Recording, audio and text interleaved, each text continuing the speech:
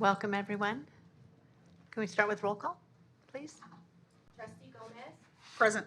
Trustee Barkey, Here. Trustee Williams, I'm here. Trustee Sparks. Here.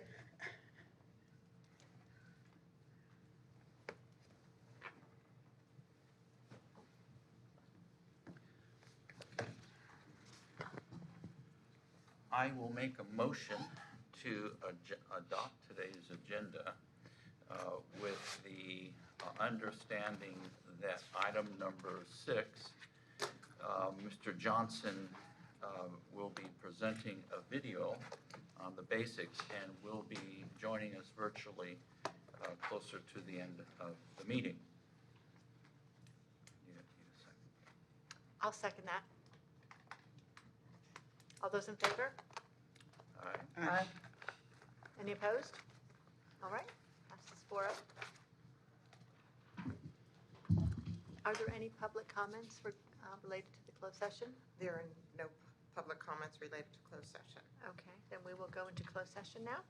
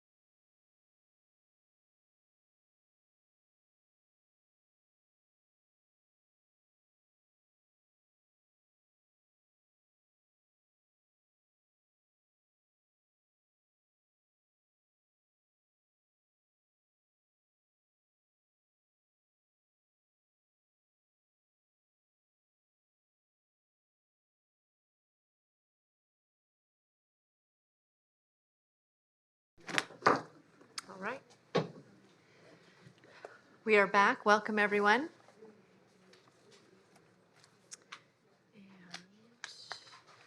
And you're going to introduce? Yeah. Okay. It's my pleasure as we begin our board meeting today to introduce the pastor, the community expert, the well-respected clinician in Orange County here in the Tustin, Orange, Anaheim Hills community. Dr. Martin Eaton, I will share with you, is an incredible human being. He has some beautiful children from his wife, and they're all growing up. And he is a clinical psychologist practicing adolescent and child psychology here in Orange County.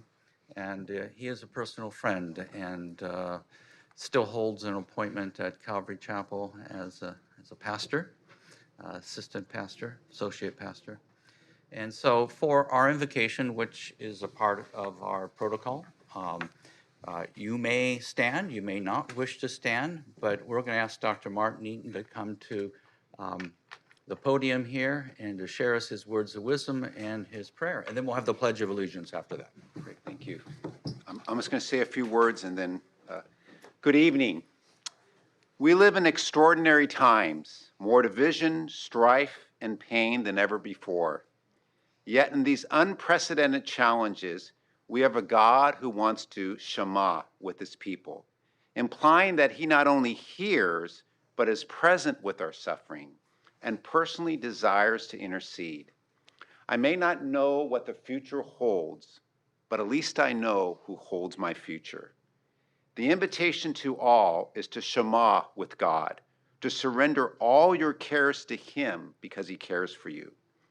Women and men in the Bible and in history have heard from God, sacrificed their comforts and wills to do extraordinary things for and with God because they Shema. They heard, but they also obeyed God's voice. People like Mother Teresa, Susan B. Anthony, Rosa Parks, Joan of Arc, Fanny Crosby, Sojourner Truth, Amy Carmichael, Corrie ten Boom, Harriet Beecher Stowe, Jim Elliot, Nate Saint, Eric Liddell, C.S. Lewis, Billy Sunday, Billy Graham, even Chuck Norris, who never surrenders to God by his testimony. Noah, Abraham, David, Daniel, Jeremiah, John the Baptist, Peter, Paul, and Mary came to a point that their faith in God required them to Shema. My prayer for you is not only to know about God, but to really know his heart, his character, his greatness, to do great things for and with God because you first Shema, surrendered to God. For those who wish, you can bow your heads as I pray by reading the scriptures, Ephesians 3:14-21. Let's pray.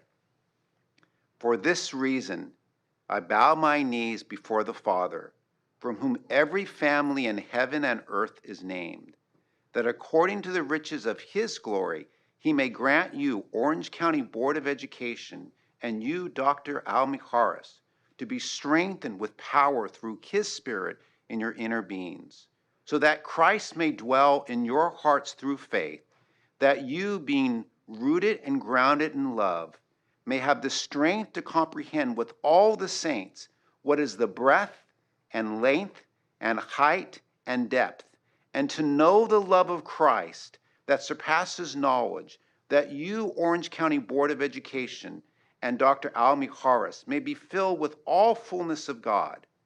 Now to him who is able to do far more abundantly than all we can ask or think, according to the power that works within us, to him be the glory in the church and in Christ Jesus through all generations, forever and ever. Amen. Amen. Thank you. Please join me in the flag salute. Sorry, didn't mean to make you sit down. Please begin.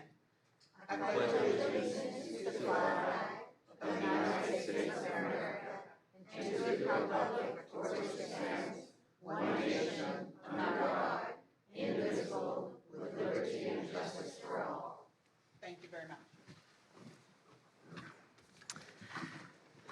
Next, I'd like to do something a little special, and that I'm going to call Tim Shaw up to the podium to say a few words.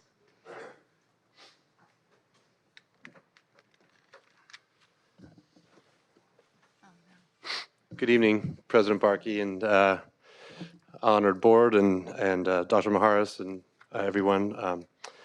My name is Tim Shaw. I was the 4th District trustee until about 48 hours ago, so I unfortunately had to resign. So I wanted to read a quick statement for the record and for the public here. So I've served on the La Habra City Council from 2008 until the present.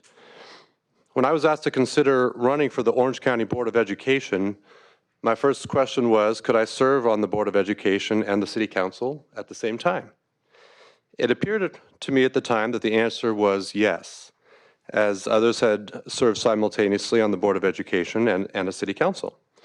The Fair Political Practices Commission provides ethics training to City Council members that includes a section on incompatible offices, which I closely examined. The FPPC training states an individual may not hold 2 offices where there is a significant clash of loyalties. That's the exact word, significant clash of loyalties between the 2 offices. Clearly, there are no significant clash of loyalties between the La Habra City Council and the Board of Education in the normal understanding of those words. However, I continued my due diligence. Before filing for the Board of Education, I informed the Orange County Registrar of Voters that I was a La Habra City Council member, and they advised me that I could indeed run for the Board of Education. Subsequently, in November of 2020, in that election, and seeking re-election to the La Habra City Council, I brought the issue before the La Habra City Clerk, who made no objection to my serving at both agencies. After all, others had held City Council and Board of Education positions concurrently. Elected officials are also taught to recuse themselves when there does exist a conflict of interest related to a decision on which they need to deliberate and vote. If ever an issue arose where there was a conflict, I planned on recusing myself from the deliberation. I was elected to the Orange County Board of Education in March of 2020 and re-elected to the La Habra City Council in November of 2020. In January of this year, of 2021, I received an unexpected legal challenge that claimed I could not simultaneously serve on both the Board of Education and the La Habra City Council. In the legal documents, the plaintiff was not able to cite a single issue or vote I made where my loyalties to either office had been compromised in the 8 months I had served in both offices. In fact, there had not been a single issue where the 2 positions ever came into conflict with each other, not even close. However, they appealed to the Attorney General of California, and the plaintiff was forced to create improbable hypotheticals where my loyalties could possibly be brought into conflict. In presenting these hypotheticals, the plaintiff and their attorney demonstrated, in my opinion, a profound misunderstanding of the duties and responsibilities of the County Board of Education. I could have litigated this question of incompatible offices, but this required hiring an attorney, and a trial like this could cost hundreds of thousands of dollars. Additionally, the plaintiff's attorney demanded that their attorney fees be paid by me. The financial exposure and risk to my family was simply too great to go through with the litigation. Therefore, I'm making the difficult decision to resign from the Board of Education rather than incur the financial hardship of litigating this matter. I would like to thank the voters of the 4th District for the opportunity they gave me to serve on the Orange County Board of Education. My colleagues on the board are thoughtful, hardworking, and well-intentioned public servants. I'm deeply grateful for the opportunity to have served the students and families of Orange County. I was able to support charter schools during my service and advocated for school choice generally. And I am proud of the great work our charter schools are bringing to the educational environment of Orange County. I was able to hear numerous inter-district transfer requests. I'm thankful our board has a history of empowering families and making informed educational decisions for themselves and their children. Although I'm resigning from the Orange County Board of Education, I will continue to be a friend and supporter of the good work they do on behalf of the students and families of Orange County. So my most high regards. And I wanted to also thank the great staff here at the department, for their kindness in welcoming me on board when I got elected and working with me. Renee lets me call her every once in a while, and I rant and yell at her, but then she's very patient and listening to me. And Nina, Daru, Becky, Mary, Ken, Lisa, Al, it's been a pleasure to work with you, and I don't want to leave out our attorneys, Jonathan and Greg over there, who are excellent, and Jeff, and thank you for letting me be around, and hopefully I contributed and I did my best. So with that, I'm going to go watch a hockey game. Good night.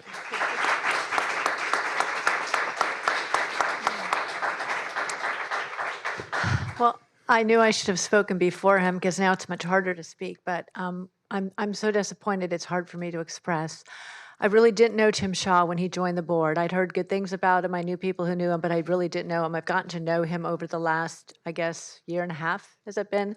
He's an exemplary team member, team player, public servant. He always considers families and students and parental rights and what's best for everybody. And I would just miss him an incredibly amount. And it's just, I'm not sure what to say other than, Tim, I miss you already, and we'll continue to miss you, and I'm very sorry.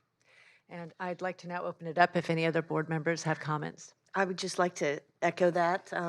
I got a little teary-eyed, which is kind of unusual for me, so you kind of struck a tear for me. I think I'm also very disappointed that this had to sort of play out the way it did. And I want to just thank you for your service. It's been such a joy working with you the last several months, or I guess almost a year now. Oh, wow. Yeah, with all the fireworks that we get to deal with every month. So thank you for your service. Anyone else?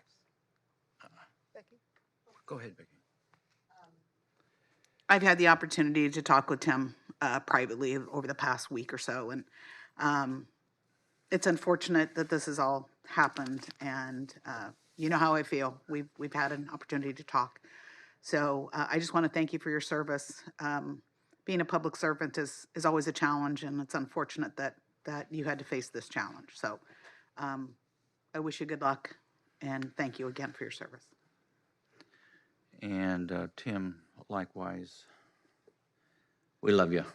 You've done an incredible job supporting the parents, the rights of parents to direct the upbringing of their children, as well as educational choice in charter schools.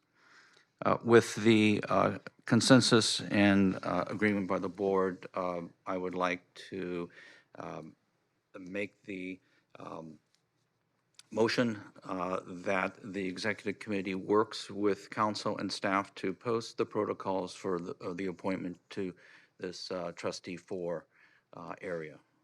Is there a consensus amongst us that we have 60 days apparently from the time of the resignation? So we're going to be working on that with the council and the staff. Does that need a motion? No, it's just a consensus. I consent. I consent. Okay. And that'll be on the next agenda then, too. Well, the posting we'll have to figure out, the dates and times and when we can meet, and it'd probably be a special meeting, I would assume. Okay. Yeah. Greg, do you have any So- comments you want to make, or? Okay, all right. Jonathan? All right. All right, Introductions. okay. Are there any introductions? There are no introductions at this meeting. And I'll make the motion for the approval of the minutes from the October 6, 2021 meeting. I'll second that. All those in favor? Aye. Aye. Aye. Aye. All right, passes 4-0. We'll go to public comments. Okay, and we're going to start with public comment. Okay, so public comments, there's no number given. I'm going to call 2 names, and the first person who I will call will be the one who will come to the podium to speak, and the other individual will be on deck to speak. So the first person will be Natalie Thatch from Anaheim, and on deck is Andrea Schmidt from Costa Mesa. This goes on the bottom of your. Right.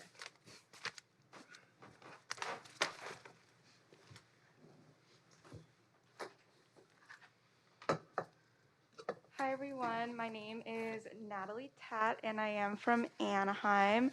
I have two sisters in the Anaheim Union High School District, and I myself graduated from the same district. I also have a brother in the Magnolia School District. I'm here today because the Orange County Board of Education redistricting process has lacked transparency from the beginning, and they have made no effort to engage with the public or the community or have a public forum. Per the California Fair Maps Act, you are required to hear public feedback through every step of the process, and so far there has been no space or time made for that. The maps presented today were drawn without feedback from the community. We demand a public review, multiple community forums, and time to allow the community to introduce our own proposals that are fair, compact, and avoid unnecessary gerrymandering. Thank you. Okay, thank you, Natalie. Next up is Andrea Schmidt. And on deck is Billy Joe Wright. Okay. Hi, everybody. My name is Andrea Schmidt. I'm a resident of Costa Mesa, and I'm also here about redistricting. Just because the lack of transparency around the Orange County Board of Education's redistricting process has been extremely troubling. Up until today, the board has made no effort to engage the public in the process, unlike your counterparts on the County Board of Supervisors who have had an extremely thorough and transparent process. As I'm sure you all know, the California Fair Maps Act does require public input at every step of the process, and thus far there has been no space or time allocated for that input. The maps presented today, or technically I guess on Friday when you released them, were drawn without any public comment or community feedback, and so today I am here along with my fellow concerned citizens to demand a public review period, multiple community forums, and time to allow the community to introduce our own proposals that are fair, compact, and avoid unnecessary gerrymandering.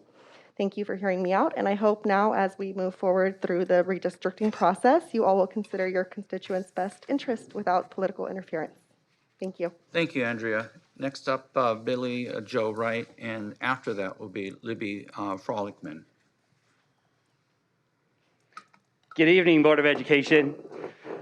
My name is Billy Joe Wright. I'm a high school government and economics teacher that lives in Anaheim. I am here tonight to speak on agenda items 6 and 7.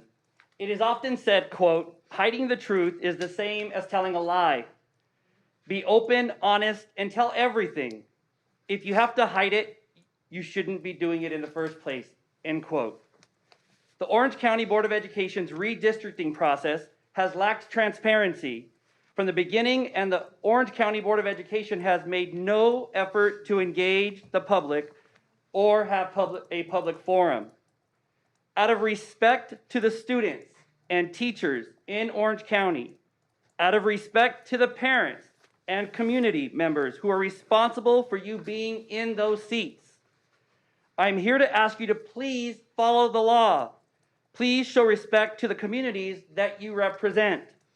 The California Fair Maps Act requires you to hear public input at every step of the process, which you have failed to do. So far, there has been no opportunity allocated for this input. What are you trying to hide? The maps presented today were drawn without public comment or community feedback. Shame on you if you continue this sham of a process. We are here to demand a public review period, multiple community forums, and time to allow the community to introduce our own proposals that are fair, compact, and avoid unnecessary gerrymandering. I am asking each of you to operate with integrity. Our students need to see more integrity being modeled, not more people trying to play politics of disrespect with their future. You often profess ideas of freedom. Several of you often use the idea of freedom as a badge of honor. But do your actions exemplify what you profess? Have your actions around the redistricting maps been honorable, respectful of what freedom and democracy means? Have you operated with integrity? I would like for you to consider one of my favorite quotes by Mr. Ziegler, quote, integrity gives you real freedom because you have nothing to fear since you have nothing to hide, end quote. Please make this process transparent, respect your students, and voters and hold public forums for input. Basically, please operate with integrity. And thank you for all you do every time you come here, because I know it's hard work. Thank you and good night.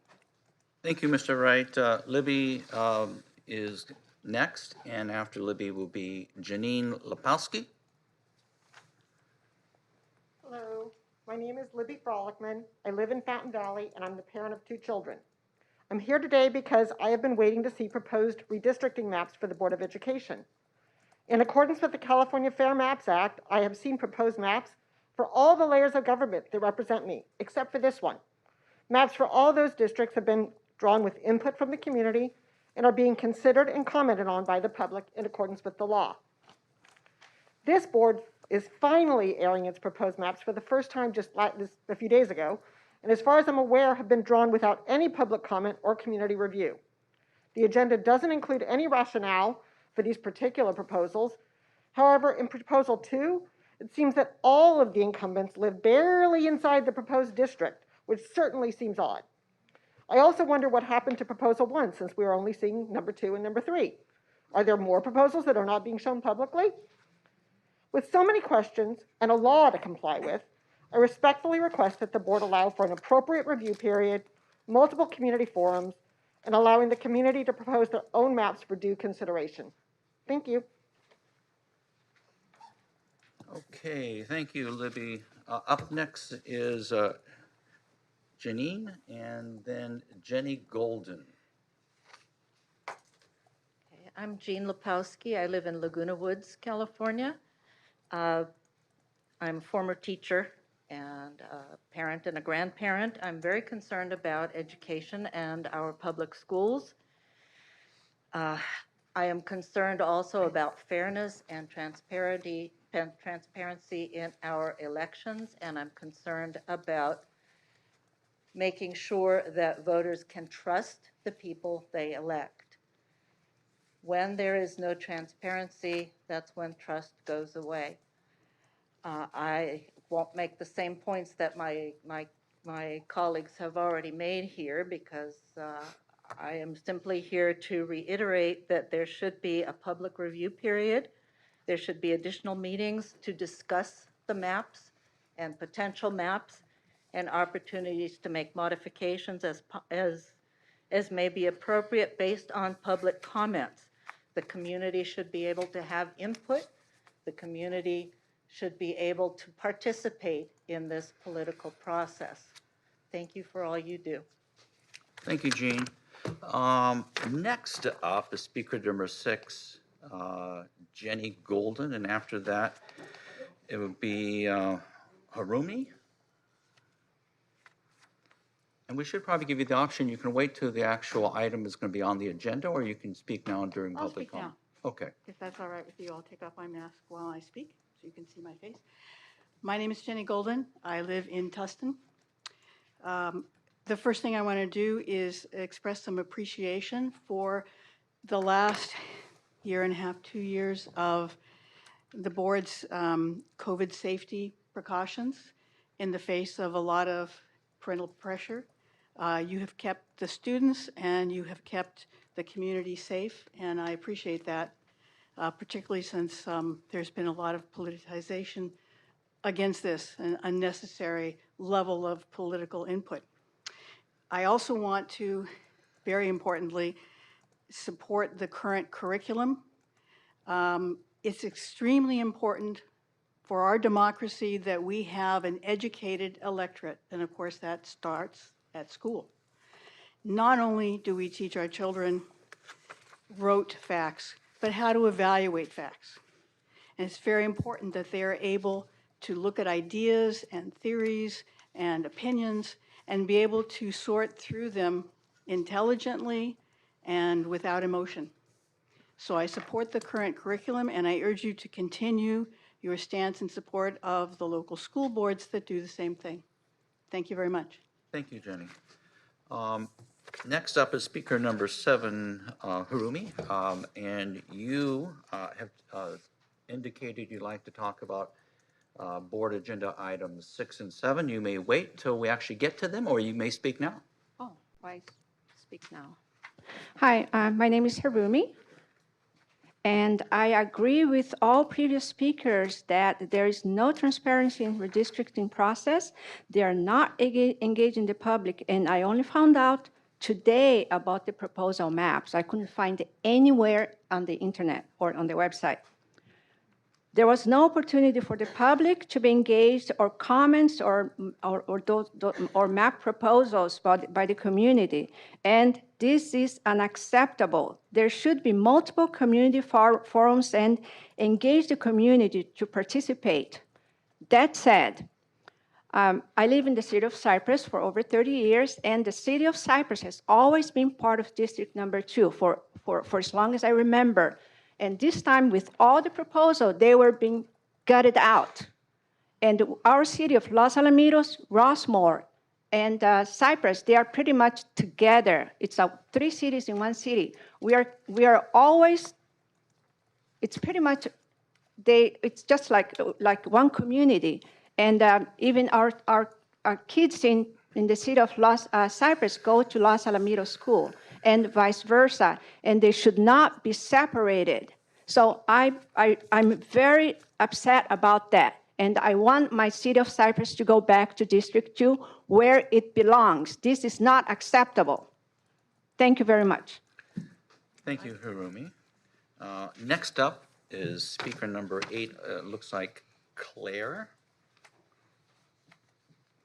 You may take the podium. You may speak now or wait till the item actually comes up. It's up to you.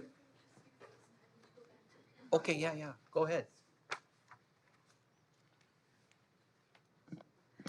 Hi, good evening. The Orange County Board of Education members, and thank you for giving me a chance to speak here. And I'm a resident of Cypress, but my boy in Los Alamitos High. So for me, it's kind of like if you, divide Cypress to part of the, map district number 4, it will totally, tear my life apart. Because in my point of view, is Cypress, Los Alamitos, Rossmore, it's not just next together, but we share the same family values and culture, traditional cultures. And most of the time, we just don't feel any difference within this big community. And for me, I always go to shop in Rossmore to go the grocery shopping in Sprouts, and also, grab my In-N-Out snacks there. And I have no idea why this proposal comes out for the, separate Cypress from the Los Alamitos and Rossmore. I just sincerely wish you can consider put them together, and these 3 cities are sisters cities, and it has been one big community for last half centuries. And for me, I just don't know how to express my deep concern. And I wish you can listen to the residents in these 3 cities and make 3 cities united as one. Thank you so much. Very good. Thank you, Claire. Moving on to speaker number 9, Danielle Tanner, and up on deck is Kana Swift.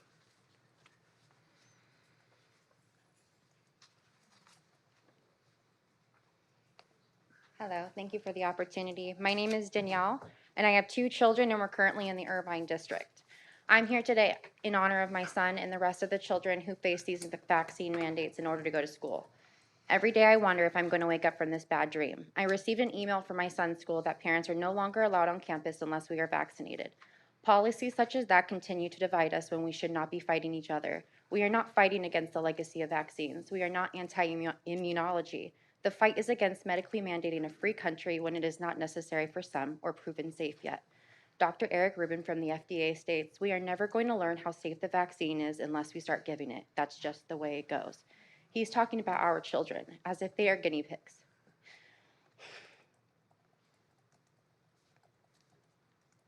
There's some Kleenex there. Thank you. Please help us fight against this. Please help us in protecting our children and their future. My son will be devastated if he cannot return to school after everything that they've been through the last couple of years. They don't deserve it. This is the United States of America where people fight every day to live here to be free. Help us keep it that way. Freedom over fear. Thank you. Thank you, Danielle. So we have Connor Swift at the podium, and after Connor will be Michelle Ramelot. Hi, I'm Kahana. Kahana. It's very hard to say. I'm used to it. And I represent the North OC parents. I was educated K-12 in the public school district. I'm a mom of 5, a former public school teacher, and I have loved and served the public school district. I'm standing here before you today to ask you to stand up for our kids in Orange County, to encourage our school districts to reject formally this vaccine mandate. They are asking our kids to be injected with an experimental shot that does not even stop the disease. The coercion and bullying to get this shot hurts our kids. We are no longer in an emergency if you look at the data for the children that are dying from this, and I'm not saying that not every life is not precious, they are, and that's why I say that the vaccine mandate needs to stop. There's more risk to harming the children with this unresearched shot and forcing our kids to choose between the schools and teachers that they love and taking the shot against better judgment to attend public school, and it's wrong. You will not only be losing involved, invested, supportive families from the public school when we pull our kids out and school them alternatively, but wonderful teachers that we all love. That being said, our districts are telling us that they have no choice, that they have to accept the mandate. They're washing their hands of this and dismissing our concerns by saying that they cannot do anything. Who will be there to represent the students and parents that want to have a choice whether or not to give the shot to our kids? We would like to know, is this true?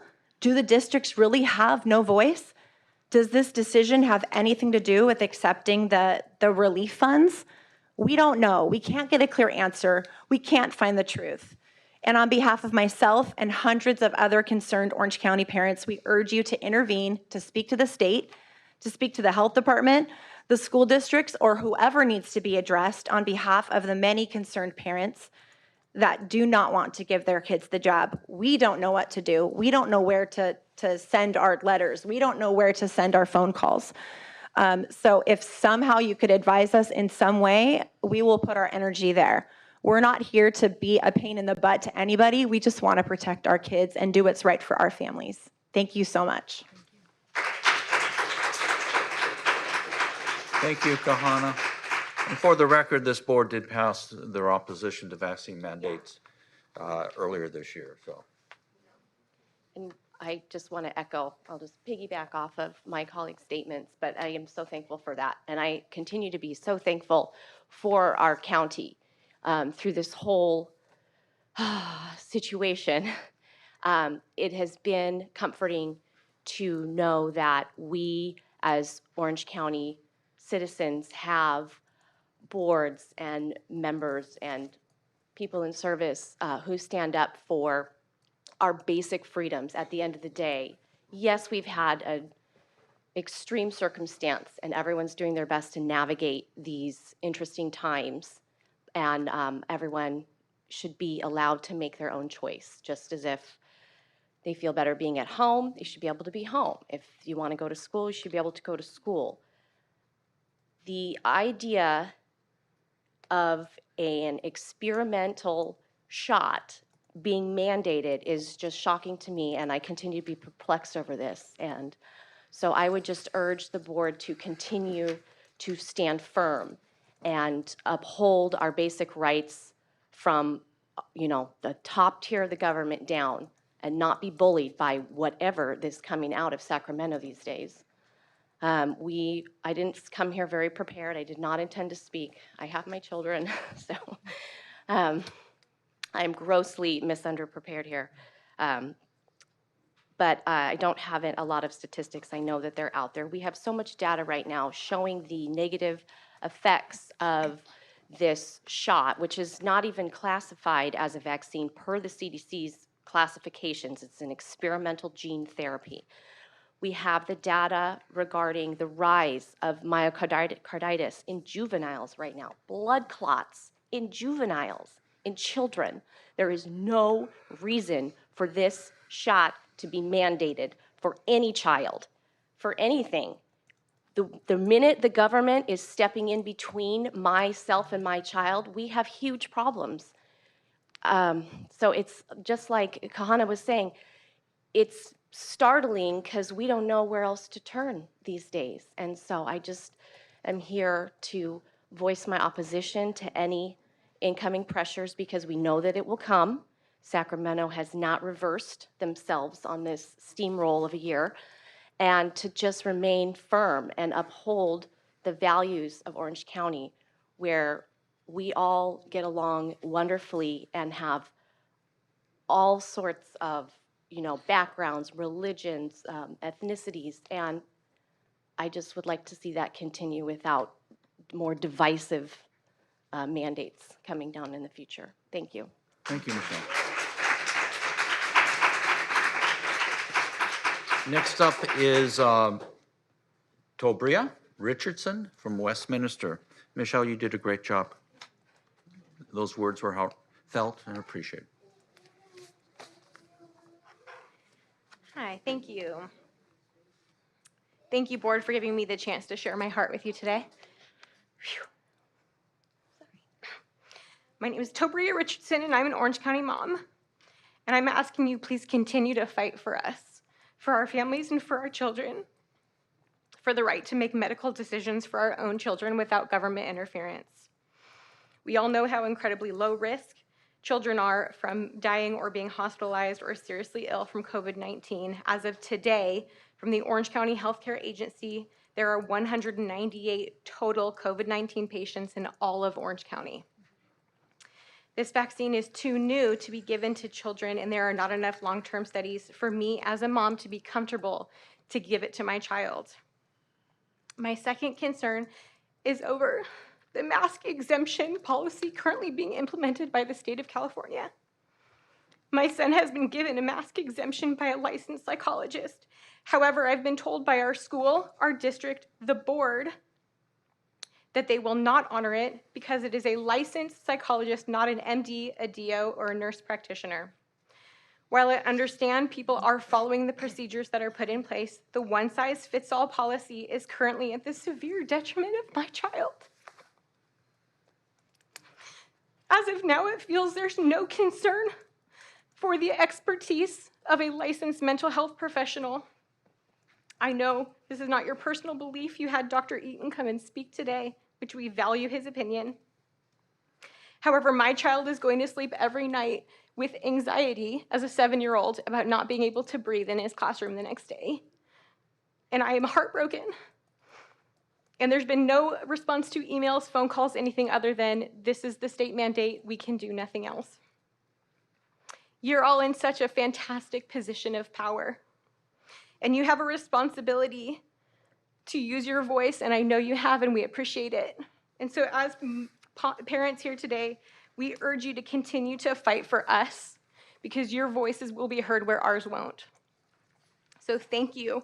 And please allow us our God-given right as parents to choose what's best for our children. We appreciate your fight, and we urge you and beg you to continue to fight for us. Thank you, Tobria. We have two last speakers here who wanted to talk on agenda item number 6. We're actually going to be getting to that agenda item in probably about 5-10 minutes. So Mr. Henry, Mr. Montel, you're welcome to speak now, or you can wait till we actually get to the agenda item. It's up to you, sir.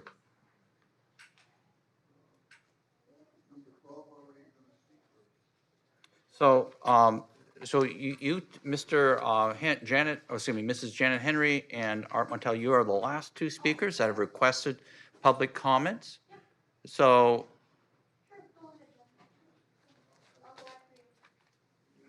okay, Mr. Montel, you're on deck there, sir.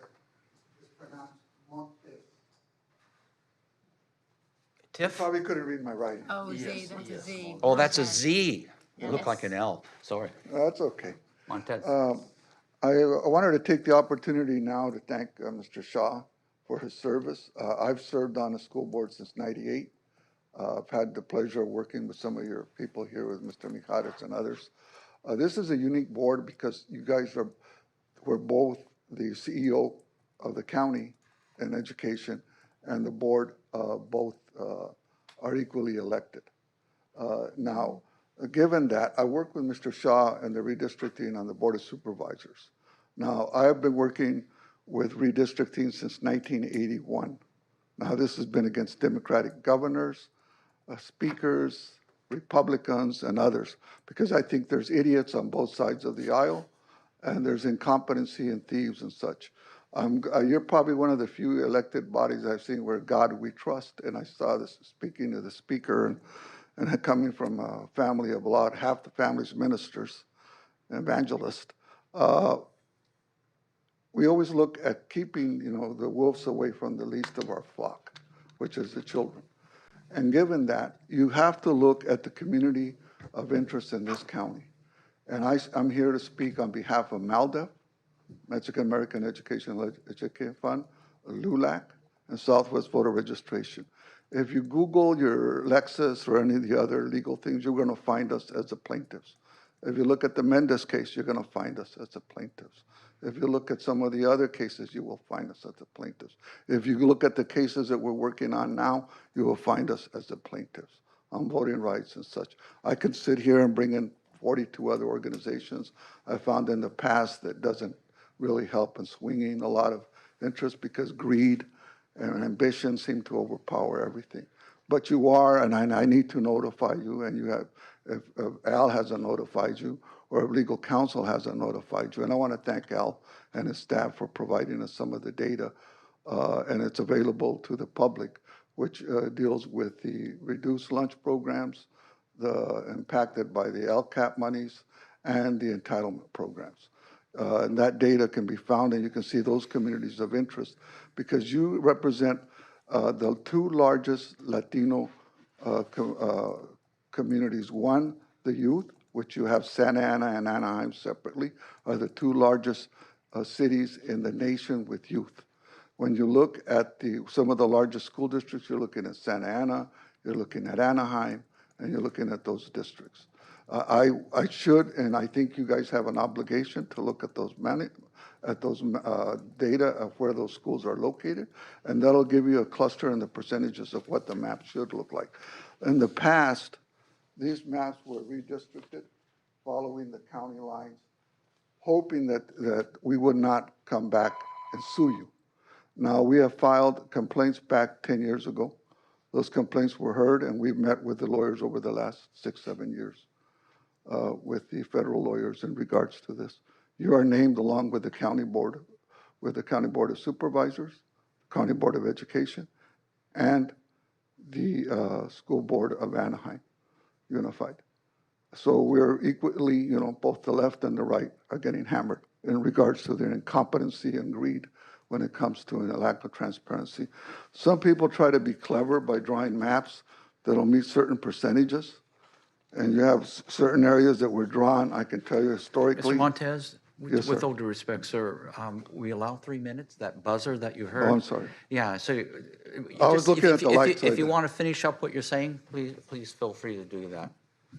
Okay, I just want to let you know we're willing to work with you, and you guys have hired a good consultant, and I think you guys should make this transparent. And Doug, which you've hired, I believe, you should be able to have some type of map availability for the public to be able to draw those maps and submit those maps to you, because we will be submitting maps, but we're just one set of maps. Somebody may have a better set of maps.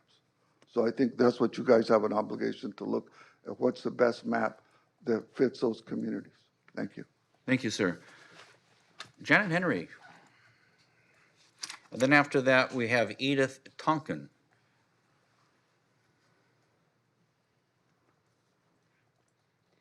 Good evening, Board, and good evening, all the folks that came out tonight. I know it's not very common for the common folk to come before you, and it shows how important this is to us on this evening.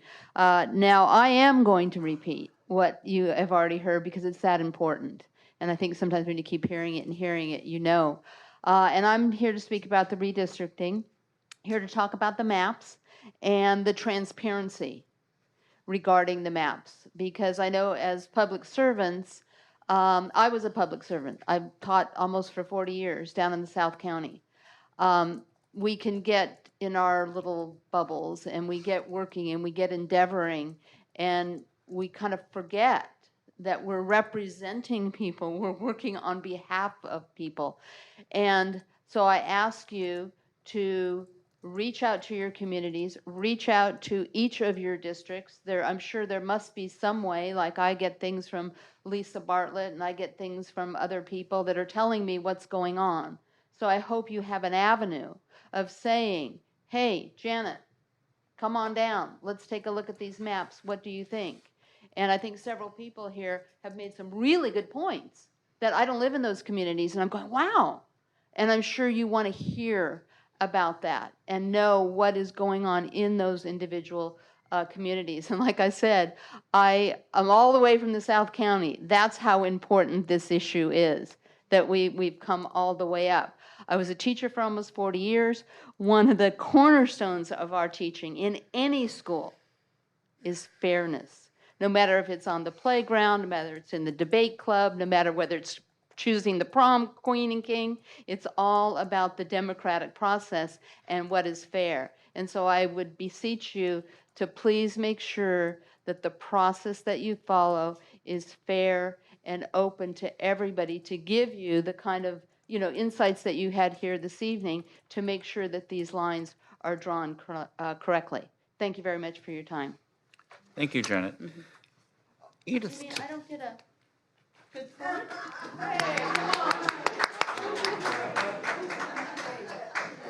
We appreciate you coming here. Very good. Mrs. Edith Tonkin. Hi, my name is Edith Tonkin. Can you lower the mic?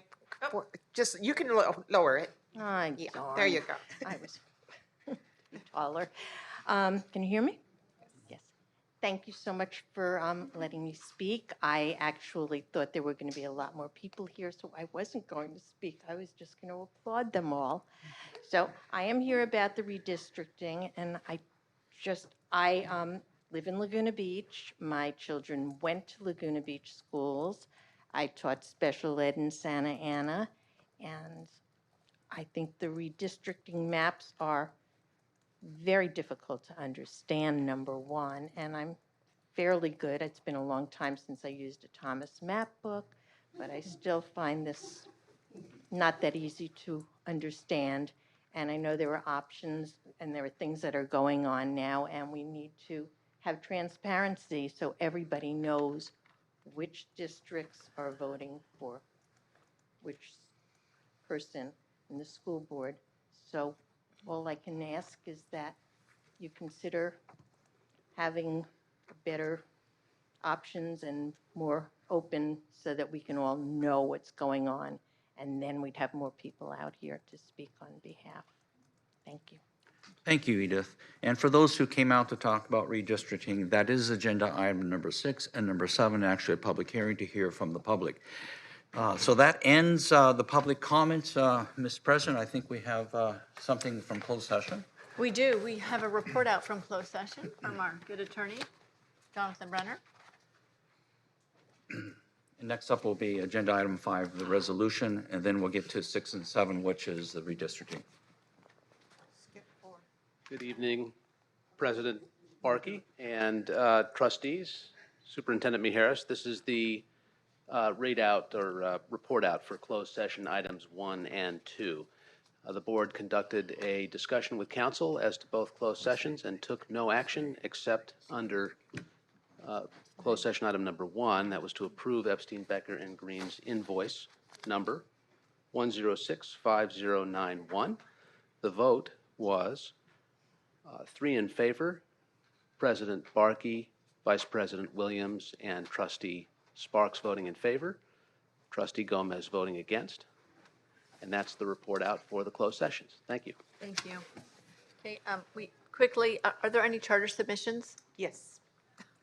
We have received two charter petition.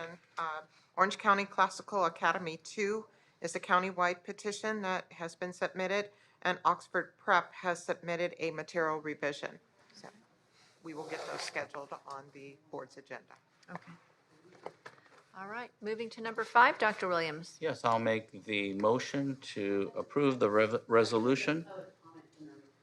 Oh, you have a public comment? Number 15, but item number 5. Excuse me. So as we get to item number 5, you will have an opportunity, I promise you. Well, we're at 5, right? Yeah, right. So we have Lynn Riddle, who will be up, and then Kelly, you'll be second. So once the motion's made, then we'll take public comments. Okay. All right, I will second your motion. Okay, going to public comments on item number 5. The good Lynn Riddle will be up first, and then Kelly, you will be second.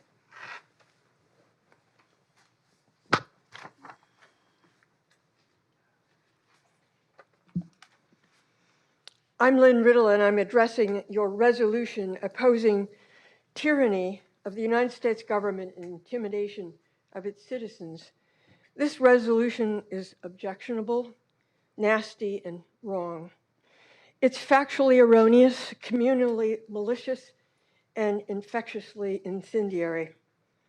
No sensible person could find even a scintilla of truth or critical thinking reflected anywhere within it. For those reasons, it must be firmly opposed by every thoughtful person in our county. While the resolution's title is gut-wrenching, your introductory paragraph boldly says that the Department of Justice is committed to using its authority and resources to discourage public discourse. Nothing in any fair reading of the Garland Memorandum or the DOJ's press release supports your claim. This fetid resolution is rife with mischaracterizations about our public schools and their curriculum. It takes a sneering aim at ethnic studies, saying that our schools have, and I quote, progressively become politically correct and woke and have elevated political correctness over academics. Their woke-like curricula, you say, contains racism, critical race theory, Marxism, social justice politics, and culturally inappropriate sexual and health education curricula. That's purely false, demeaning, baseless political rhetoric. Sensible residents of our county have a right to expect better from you. And I have to ask, when did you forget that when you were elected, to serve in a nonpartisan manner in the best interest of our public schools? As a lawyer, a former member of the federal justice system, I'm livid at your meritless accusations leveled at Attorney General Garland and the Department of Justice. Your resolution seeks to discredit and undermine a respected and essential governmental agency. Worse, in doing so, you call into question, in fact, you ridicule the lives and the values of those who serve in them, who go to work every day as noble, dedicated public servants. And as a former classroom teacher and a professor of education, I'm enraged that the resolution appears to cast doubt upon, minimize, and in fact, again, ridicule servants of our public schools family who have been targeted, placed in states of anxiety and fear for their school colleagues, their families, and their children. Worse yet, your resolution reflects not one whit of care or concern about further harmful incitement. You have to know that arising from all of your resolutions' disrespect, there will be future violence against our local school board members, administrators, teachers, and even students. I urge you to withdraw this thoughtless and this harmful resolution. Thank you.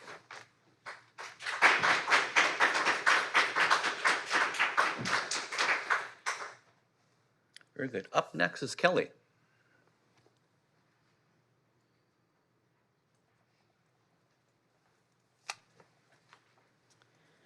Hello, good evening. I'm here tonight in support of Dr.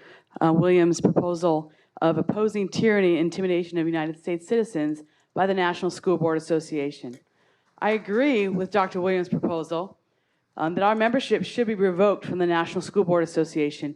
We should follow 21 other states in exiting or distancing ourselves from the NSBA. The overreach of the government on local matters has been a growing problem in our communities, and the voice of the parents need to be heard as their civil liberties are protected and allowed to address elected school boards and appointed superintendents. School board meetings should be a place of communication, discourse, and productive decision-making for the betterment of students. The NSBA cannot apologize their way out of labeling concerned parents as domestic terrorists and do not deserve our support as a county or a state. The NSBA is a frivolous, meaningless board that uses intimidation and threats to silence any parent from speaking to their school boards about their decision-making. Parents support their local public schools financially, emotionally, and put their trust in the hands of well-qualified teachers. Parents have every right to question decisions when, in fact, science does not support mandated masks for children, nor does it support mandated experimental shots for a protected class of citizens, our children. They have every right to see new curriculum that include divisive Marxism lessons and demand answers to lies given by school board members, including a school board president that said to me, there is no CRT being taught in our school district. We can demand that our schools show transparency when it comes to the accepted sex education curriculum and intersectionality policies regarding genders. We are energetic parents that will not accept anything less than honesty and transparency from our school districts and encourage you to lead this county and our state away from the NSBA and protect the parents from getting reported to the United States Department of Justice. It is outrageous. We need local autonomy to preserve our open discussions and keep vigilant watch over the local boards by participating and vocalizing as much as possible. The only thing that's standing in the way of our government getting access to our kids is we, the parents, and you, our elected officials. We, the people, hold the power with our voice and our votes, and the NSBA knows that there will be a mass exodus from the public school system if these local issues are not resolved. I encourage you tonight to support the energetic parents of Orange County, Dr. Williams, and respond to the NSBA on our behalf and call out the California State Board for the lack of response. Thank you. And Madam President, that is the last public comment. All right, well, then we'll go back to number 5. We have a motion and a second, so it's discussion amongst the board members. I'll go ahead and begin. And I appreciate the differing opinions from the good judge. But what I find is offensive is the collusion between the National School Board Association, which we do not belong to anymore, the President of the United States, and the Attorney General of this great nation. We have a original letter that we know that was made September 29th, which was the day before the weekend, and less than 5 days later, we have an Attorney General attacking parents and potentially targeting them. I find that offensive. This is nonpartisan. This is defending the rights of parents to direct the upbringing of their children, as well as the citizens to address vigorously, if necessary, this board. We've had a lot of people criticize this board, and I'm okay with that. I'm a big boy. But everything in here is written and reviewed by legal scholars, and it is the sentiment of myself, as well as many good, outstanding citizens, and mostly parents who are offended by what the Attorney General did in collusion with the President of the United States, as well as the National School Board Association. So obviously I wrote this, and I will be voting for it. And I support you, and I will be voting for it. And I feel very happy that we took the initiative before any of this happened, and we have not paid dues to the National School Board Association this year or last year. So I think we maybe we did the right thing. I concur.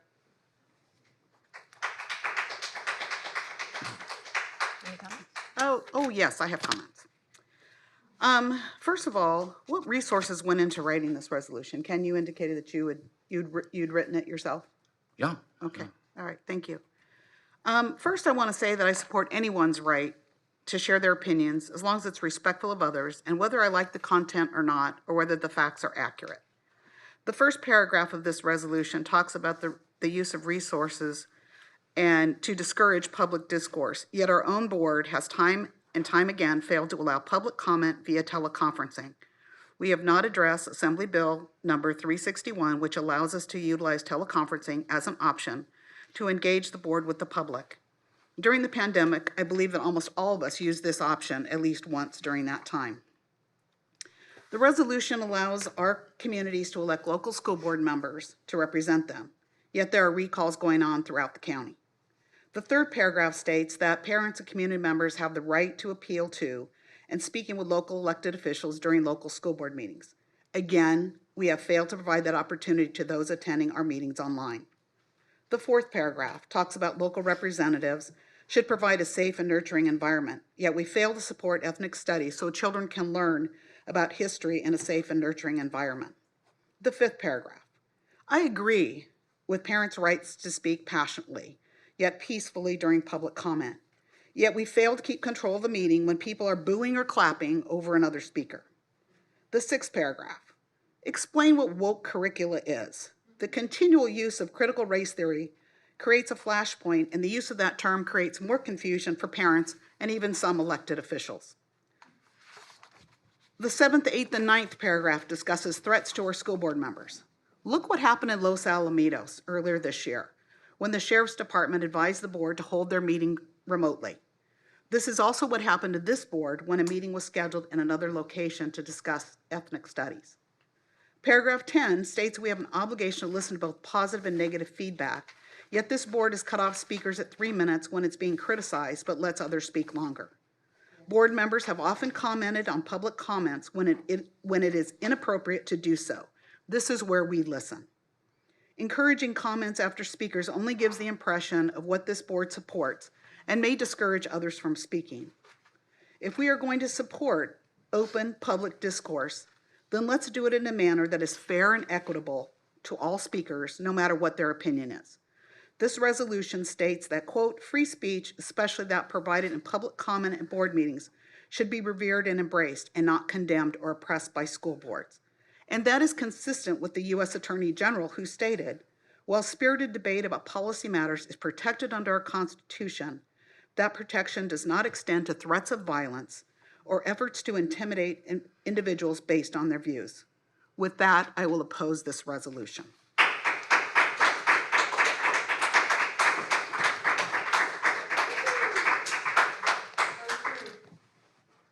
Just for the record, Becky, we had 2 forums on ethnic studies.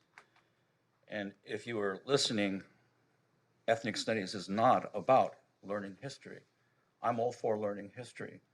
What ethnic studies was, where we learned there was 2 types of ethnic studies. The original one that is critical, and then we have one that is constructive.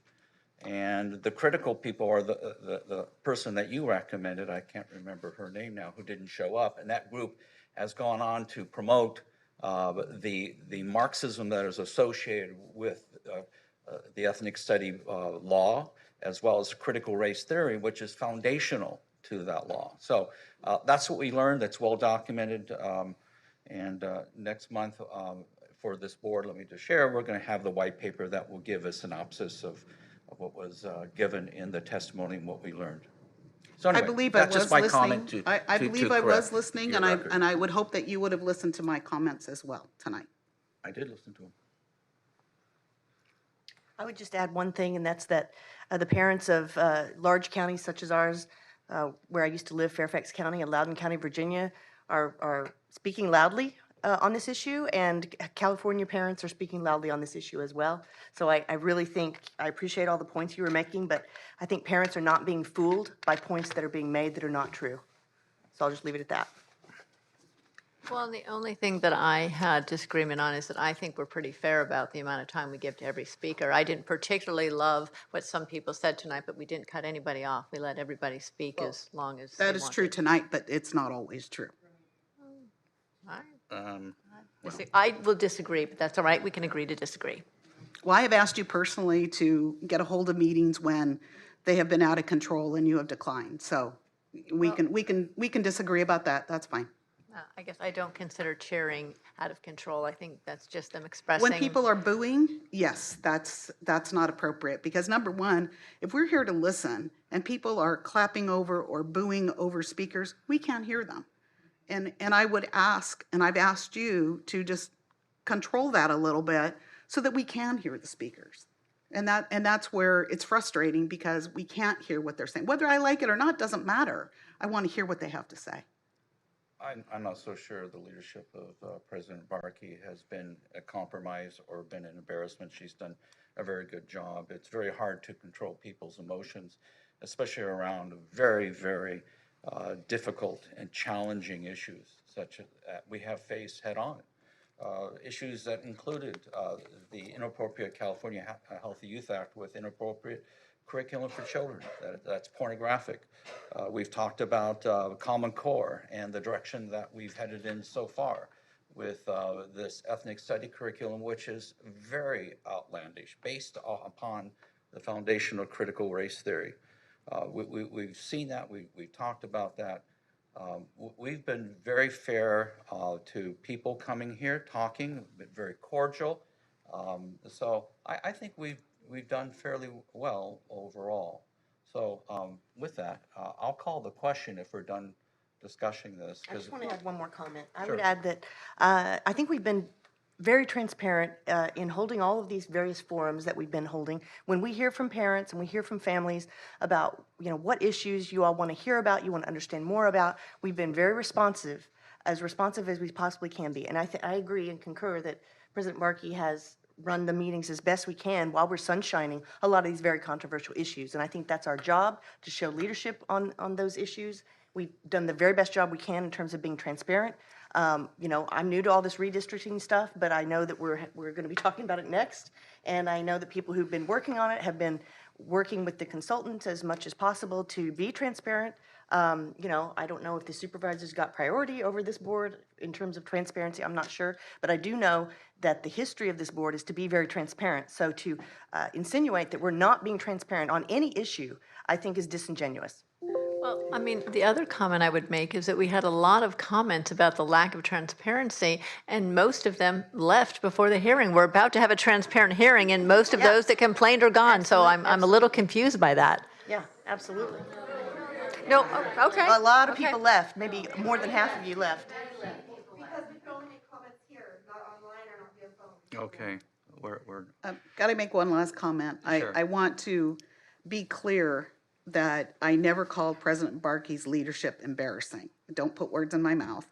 But I also recall, now that you brought it up about the California Healthy Youth Act, there was a time when the audience snapped their fingers and you, Mr. Williams, asked them to stop doing that. So they were showing their support for a speaker and you disallowed that. So there have been times where, yes, we have not appreciated, shall we say, all of our speakers. So that's all I'm saying, is that we need to do a better job of being consistent. That's all. I think that what do you call it, clicking? What is it?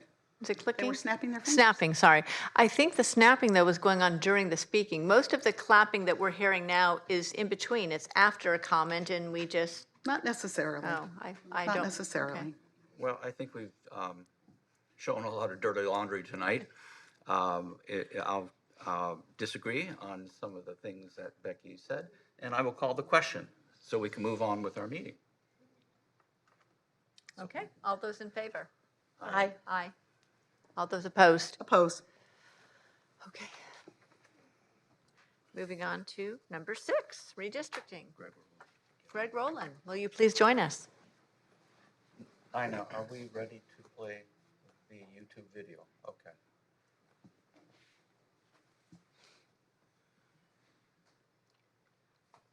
Just some brief comments before Dr. Johnson's video. This is the beginning of the community input process. As soon as we got the maps, you'll hear a lot about timelines, compressed timelines, data challenges, and the like. You'll hear a lot about that tonight. But this is the beginning of the public input process. And we have a video by Dr. Johnson, who unfortunately can't be here at this time. We're trying to make him available for further questions later in the evening. But just like everybody else in the state of California, these experts in demography are slammed because every jurisdiction has to do it under this compressed timeline. So we're going to try to make him available later in the evening by Zoom if possible. But in light of his schedule, we prepared a video that will explain the theory and practice behind all the maps. And just, Greg, one comment. evening. They we didn't have I'm one Doug either. Johnson, They President of commented National nobody'd seen Democratic one. Corporation. Let me address that. That was And it's my pleasure hold to on, be with Doug. you again. Yeah. Let's restart it. Rewind. Yeah. I'm sorry, Renee.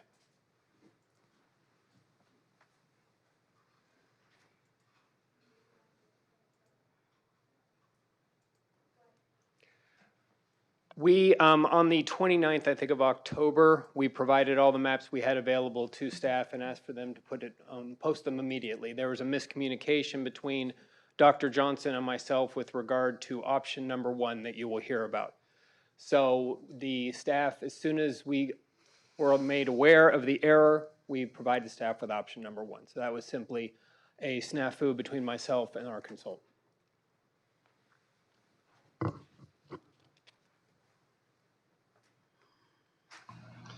Good evening. I'm Doug Johnson, President of National Demographics Corporation, and it's my pleasure to be with you again, even if virtually this time. I'm sorry I cannot be there in person, but as you're aware, this is an extremely busy time these days, and scheduling just got a little complicated today. But I am happy to share lots of good information with you, and I think you'll be very pleased with the maps that we have to show you. First of all, as you know, the map on your current screen is your currently existing board election trustee areas. These were drawn back in 2011, and they are out of population balance now. Obviously, growth has not been standard across the whole county. So we now have what's described as a 27% deviation amongst the trustee areas, with Area 3 being the biggest, at almost 15% overpopulated. That's where the most growth has happened. And Area 5 being the smallest at 13% underpopulated. It has, of course, grown over the last 10 years. It just hasn't grown as fast as the county as a whole, leaving it behind the target population. As we approach redistricting, as you're aware, it's been quite a year. The data were supposed to be out in March. The federal census data was supposed to be released in March of 2021. That data was, of course, delayed by COVID until mid-August. So we had a 5-month delay there. And then the state, for the first time in an unfortunate timing situation, was going to adjust for the state prison population. So the population that the Census Bureau counted in the prisons, the state then reallocated to their last known home address. Now that was supposed to take no more than 4 to 6 weeks. So we get the data from the census in mid-August. Then the state takes 4 to 6 weeks. They ended up taking 5.5 weeks, releasing the data September 21st. And then when we got the data and started working with it, one of the things we quickly realized at NDC is that something was wrong with the data. And it took us a couple of days to figure out what, but we did go back to the state. The state did realize that they had some messed up data. And so then the official redistricting data corrected came out in September 27th. So unfortunately, with our quick deadline, of course, the election day doesn't move, and so our finish date doesn't move, no matter how late the census data is or how late the state's data are. So unfortunately, we're now in this extremely compressed time frame where there's not much time for the board to act, but we do have some good maps that I think we're very comfortable presenting, and we think and hope you'll be pleased with. As we look at balancing populations, we have not only the population imbalance to deal with, but of course we have in the existing map a problem, which is District 1 is our most heavily Latino seat. It's not majority Latino by citizen voting age population, which is our key demographic. It's under 50%, according to the Voting Rights Act data. And it's also our largest Asian American district. So by putting in Fountain Valley, West Santa Ana, Garden Grove, the current map splits up kind of the Little Saigon region into multiple districts and then puts them together with the Latino population. So in our maps, we're going to try to address this and to change that around. So we have 3 maps for you to look at today. All 3 of them are similar in certain respects and then differ in kind of the outer regions. So here's map 1, option 1, as it says in the legend down here. Now, as you can see, Trustee Area 1 takes on a bit of an odd shape. But the reason for that is that Trustee Area 1 is really putting together 2 clear Latino communities. We have the Santa Ana and Tustin, fairly densely, heavily Latino neighborhoods and communities. And obviously Santa Ana has a long history of Latino leadership, together with Anaheim, which also has a very well-established community, heavily Latino community and concentration, and more recently elected Latino leadership as well. So we want to put those 2 areas together in one trustee area to unite their voice and actually draw a trustee area that's majority Latino by citizen voting age population. Now that takes some unusual shapes because in the Orange and Villa Park area and the Anaheim Hills, we have much less Latino community, so putting those areas in would dilute that Latino vote and make that not a majority seat. And then on the west side, we have what I tend to describe as the Little Saigon region, Westminster, Garden Grove, Fountain Valley, and West Santa Ana in particular, that we want to keep together. That's both a densely packed Vietnamese and generally Asian American community, and it's also clearly a cultural center and a cultural community of interest that has many bonds within it. So in order to keep both of those very significant, important communities of interest together, we end up with a somewhat odd shape of Trustee Area 1 to make that happen. But it is contiguous. Both those trustee areas do respect communities of interest. Both of them are reasonably compact. One is really 2 compact pieces put together, but it does work. And both of them follow either major roads, like the top of Trustee Area 1 is a state highway, or for the most part, this map follows city borders. So when you see the part of Trustee Area 1 going up to the northeast, that's following the shape of Tustin and keeping Tustin together. So we're really following the city boundaries as we draw these lines. Same thing in Area 2, Garden Grove, Stanton, Westminster, Fountain Valley, Los Alamitos, all drawn together into Area 2. And as I mentioned, this map has, as do all 3 maps I'm going to show you, a majority Latino trustee area at 51% of citizen voting age population. So we do cross that line, unlike in the current map.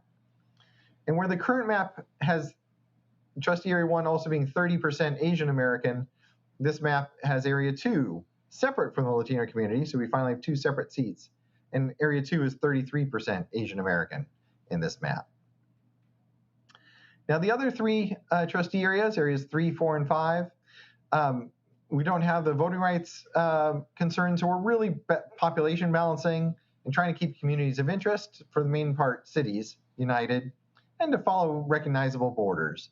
So you can see in this map we have Area 5 really being a coastal area, Area 3 being the southern inland area, and then Area 4 is the North County area.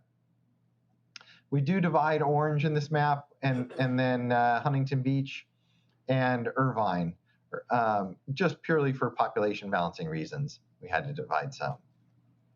So that's option 1.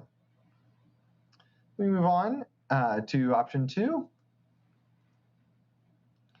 You can see here, in this case, we do kind of expand Area 1, and it doesn't go as far west in Anaheim. In this case, we're just getting central Anaheim, and instead pushing up into South Fullerton. And that does give us the numbers to offset taking in Western Orange, and then the same areas of Santa Ana and Tustin that we had before. Again, this is still a majority Latino at 51% of CVAP, or citizen voting age population trustee area. It is a bit more compact, but it also does divide Fullerton, and we have Anaheim split so that the central part of the city is separate from the western part in this map. We again have our Little Saigon region united. So Area 2 is again a heavily Asian American seat, again at 33%. And because of the different shape of Area 1, Area 4 has wrapped around and is picking up West Anaheim and then going up and getting North County, but then not coming across the 91 over on the eastern side of the county. In this case, we also have more of a parallel version. Instead of 3 and 5 being inland and coastal, in this case, 3 comes down and gets Costa Mesa, and 5 goes all the way to the Riverside County line. So it's a different configuration of 3 and 5. No voting rights or other considerations there, but you might consider whether you think that's a better arrangement of community of interest or whether the map 2 arrangement is a better setup. The third map is somewhat in between the two. So it's not a radical departure from those two. It goes back to the original setup of trustee area 1, and really 4 is pretty much the same. Where this differs is 3 and 5. In this case, 5 is picking up less of Irvine. It's not coming all the way to the 405. It's more of a coastal Irvine piece.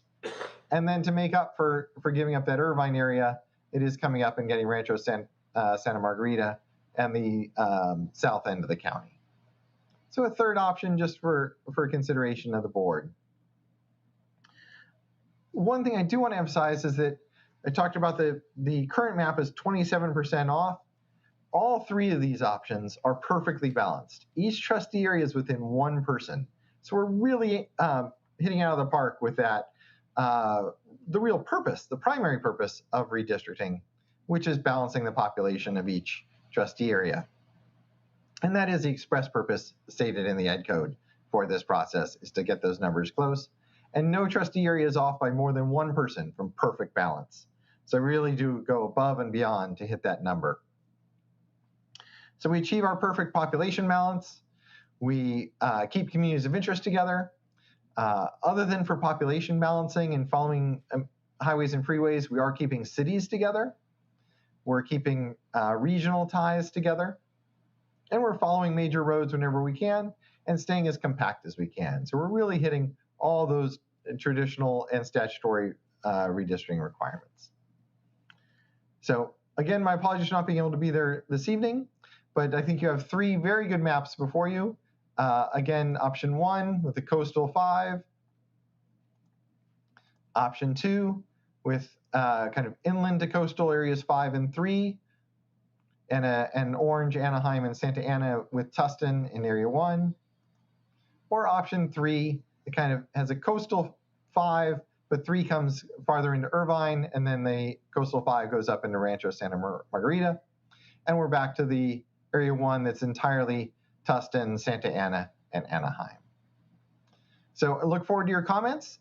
Happy to provide any additional information after this meeting that would be useful.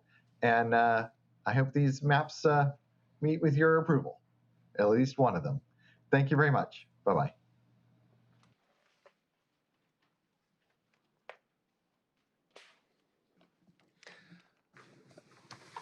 The board charged me with directing this process. So as you can see, what we tried to do to start the process is to give a lot of data, give a lot of justifications for the trustee areas, and this is a starting point. We have to have this process completed by December 15. We're going to have a hearing right now.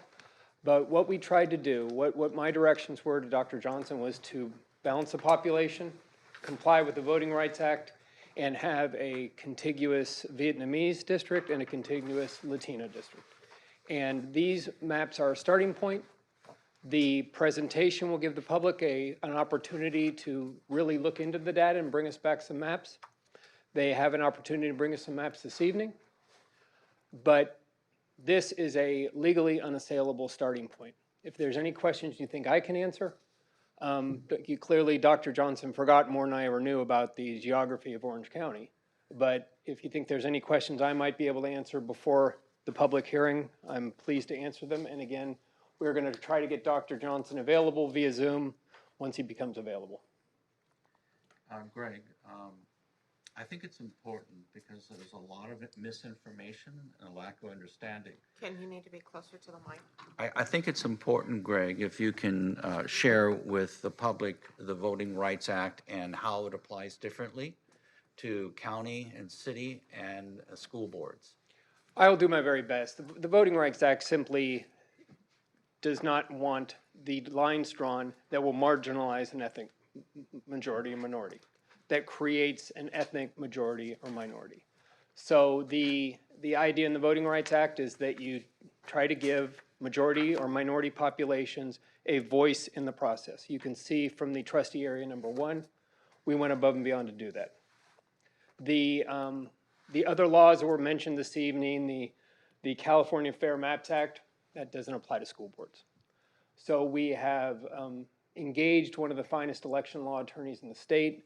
They are helping us through this process. As you heard Mr. Montez say, Dr. Johnson's work is well known and respected. So the idea that that's what he was talking about with racially balanced population balance, that's with an eye towards the California Voting Rights Act. Could you explain that according to Mr. Johnson, when he shared with us several months ago when he came here, he told us that only one public hearing was necessary. I think we're going to have another public hearing next month on this, but could you help explain that? We've confirmed through Election Law Council that only one public hearing is required for a county board of education. We have discussed, my work has been driven by the subcommittee on redistricting, trustees Williams and Shaw, and the idea is that we have another public hearing on the December 1 meeting, and then we pass something at a special meeting before December 15. We also can have other special board meetings if that's the will of the board.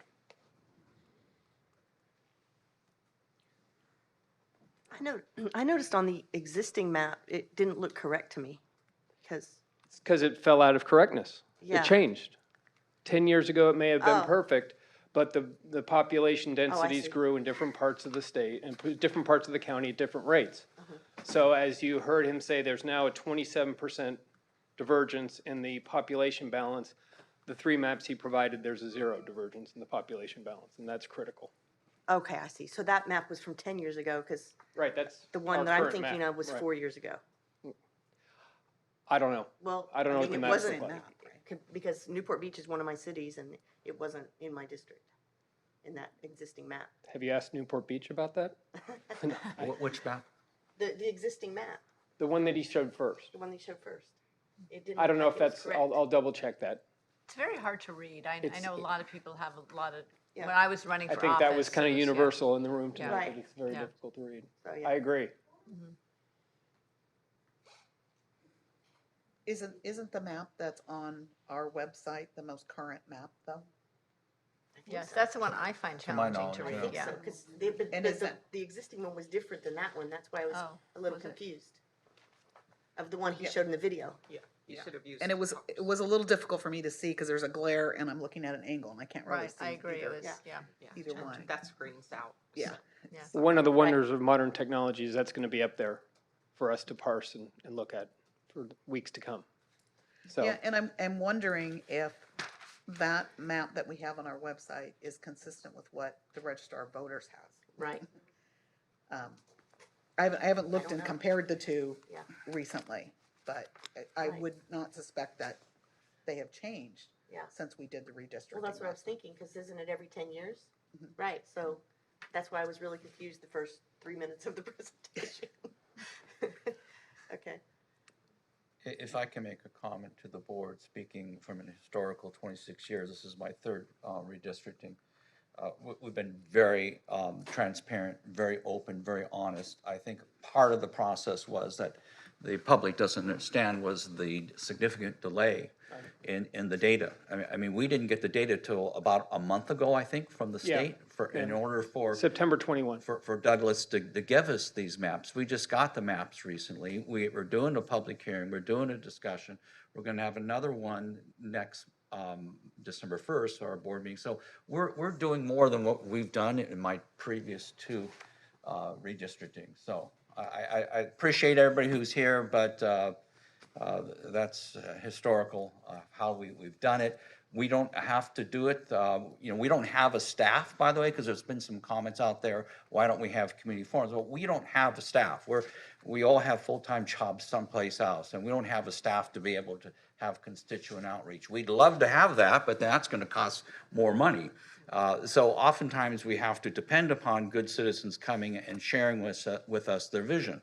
And I think the goal of this meeting right now and our board is to hear from our constituents. So if there's any constituents out there that has maps they'd like to present, please send them to us. There's a lot of details that have to be done with balancing of the census data. And just like as he presented just now, there's a lot of work that's being done on this project. So how will the public be able to submit maps? At their will. They could probably submit them through the department. Would that be acceptable? Depends on the process the board sets up. Yeah, Exactly, that's why I'm asking, exactly. what is gonna be the process to submit maps? Yeah, so. Well, why don't we talk about that? I would respectfully submit that somebody can submit a map through the department. We've been working together quite well. They can provide that to me. I'll provide it to Dr. Johnson for analysis. Is that how you did it in the past? And then we can have those maps available for discussion at the December 1 meeting. So should we just let the public know what the cutoff date would be? So if we're the December 1 meeting, I think our agenda is put together about a week prior, so whatever Actually, the. it's going to be earlier than that because you have holidays this month, and so. Okay, so do you know what the cutoff date is? Do we have that already? 12th. Oh, wow, December 12th?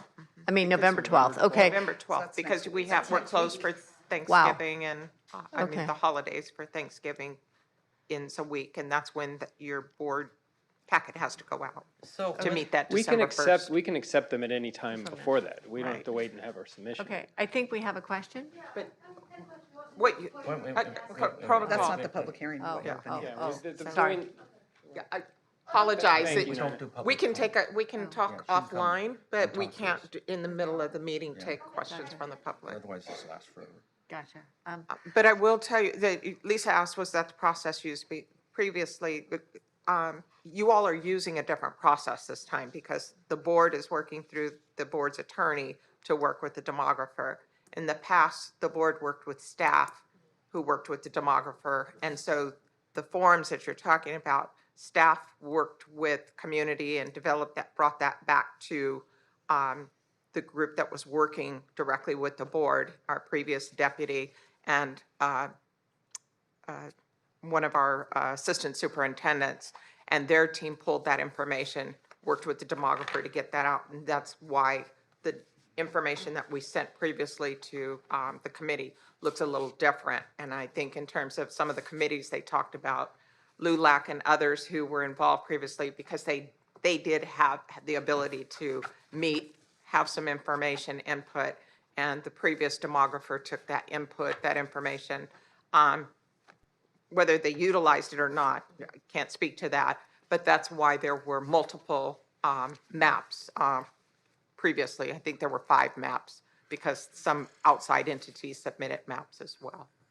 And I think the committee, Tim and myself, we understood that process, and that's why specifically the 2 districts, one was the Asian community, the Vietnamese community there in Little Saigon, as well as District 1 being primarily a Latino district. So we understood that process, and certainly we invite any organization or anybody to get a hold of our attorney or the board. You can contact the board with the email to the board because this process is not over. We're still going to come back with, we have maps 1, 2, and 3, and with the input from the community, there will be other maps.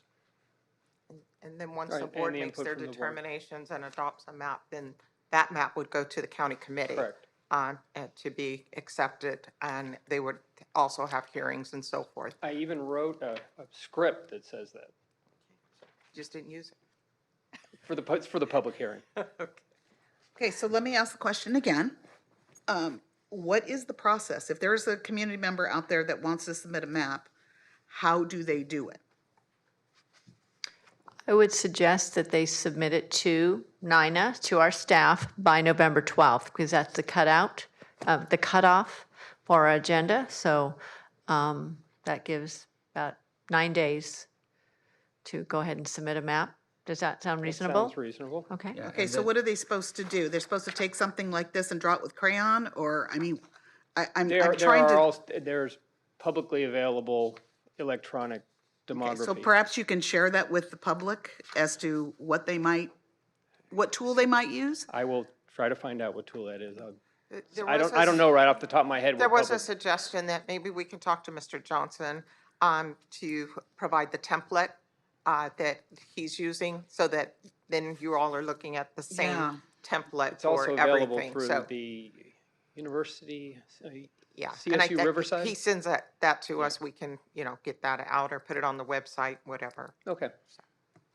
So just so I'm understanding, you want me to contact Doug Johnson to get us the template to make available to the public so that they can work with the data? Well, I'm just saying, one of the speakers had he suggested did. that, and so I'm just offering that, as the Right. board is saying, process-wise, what do they Yeah. use and how can you use something, rather than have a bunch of different diagrams that you're trying to decipher. It would make sense to have a similar or the same I template. think that's reasonable because in our discussions, Dr. Johnson made it abundantly clear that there are tools out there that are available to public organizations and private citizens to do this work with. So if we can provide a template or some sort of demographic data that's available, we will do that.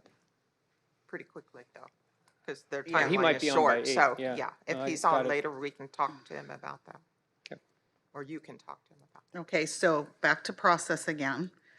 Are we gonna put something on the website to allow people to access and submit maps? Is that what we're going to do?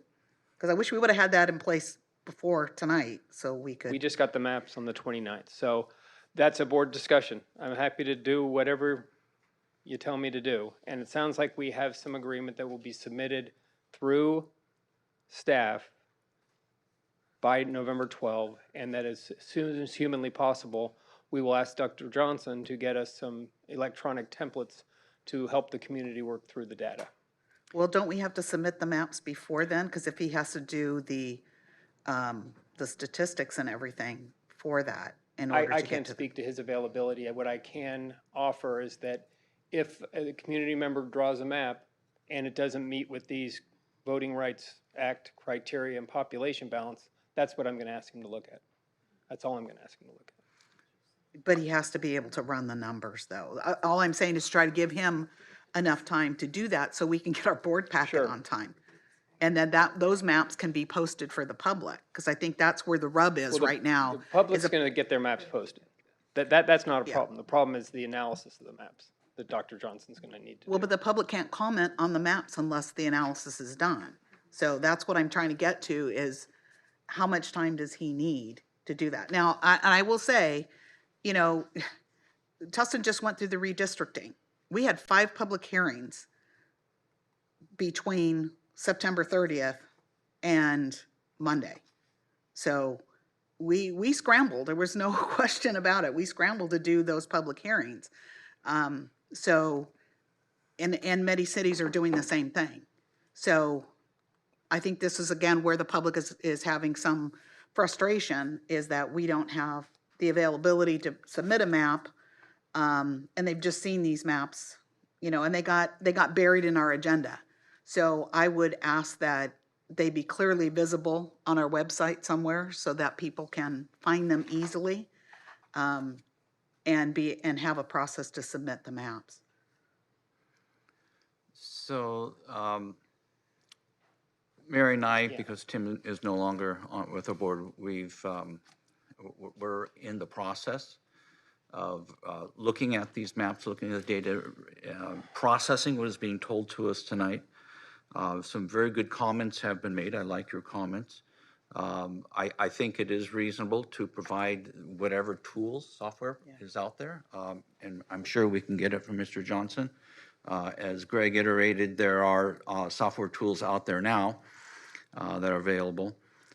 We will be working with the consensus of the board, with our website developer to put some sort of information on our website regarding that, and that'll be done this week.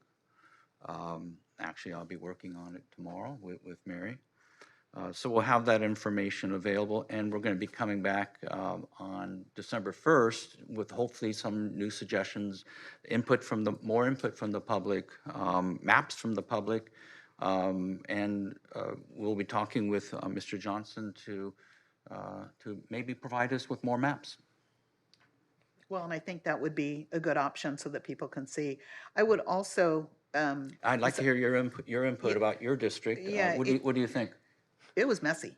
You think it was messy? Well, it was just because there was we had, I want to say 20 maps. No, not for Tustin, for your county board, District 1. Yeah. Do you think that's a good map for your district? It's hard for me to say because I couldn't blow it up big enough to actually look at where some of the lines were. Because I think one of the challenges is really kind of keeping communities of interest together. And I know that Doug was saying something about they had to split some cities and they had to do some other things. So I don't know if there's perhaps a better way to do it. I'm not just talking about just my district, but all of our districts to make sure we don't do that. Keeping intact, again, the communities of interest and some of the population concerns that we have. So. Oh, sure. I mean, the communities of interest is very important. Greg, could you comment on, Becky made a comment that her city did 5 public hearings. And we're going to have 2. What's the law say how many we have to have as a It's my member? understanding we only have to have 1. Okay. Do cities have to have more? Do you know? The rules are different for cities and counties. Yeah, but I think the spirit, the cities do have to have more. But I think the intent and the spirit of the law is to, again, create some transparency so that people have an opportunity to look at the maps. And unfortunately, when the maps got posted on Friday, I believe, and they were in our agenda, it wasn't easy for the public to find them. So perhaps if we had it somewhere prominent on the first page of the website, that people could find it easily, even if it sends them, a link sends them to another page, they at least have the ability to find it easy and to be able to comment and submit maps So if your necessary. suggestions are then that we have a separate URL page for the maps and redistricting? What I'm saying is that it should be prominent on the first page, and even if that URL sends us to Yeah. another page So where. I have a suggestion. I think, I like the suggestion. I think, have a link that's very prominent, especially because right now this is a very important issue. We're on a timeline.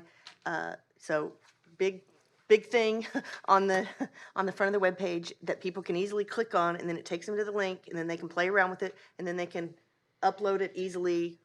What, to your email? Is there a portal? We have a board email. The technology, I don't know. Okay, to the board email. And then in terms of timing, would it be reasonable, because you guys are going to need to get this going, hopefully by Friday you could have it posted? Yesterday.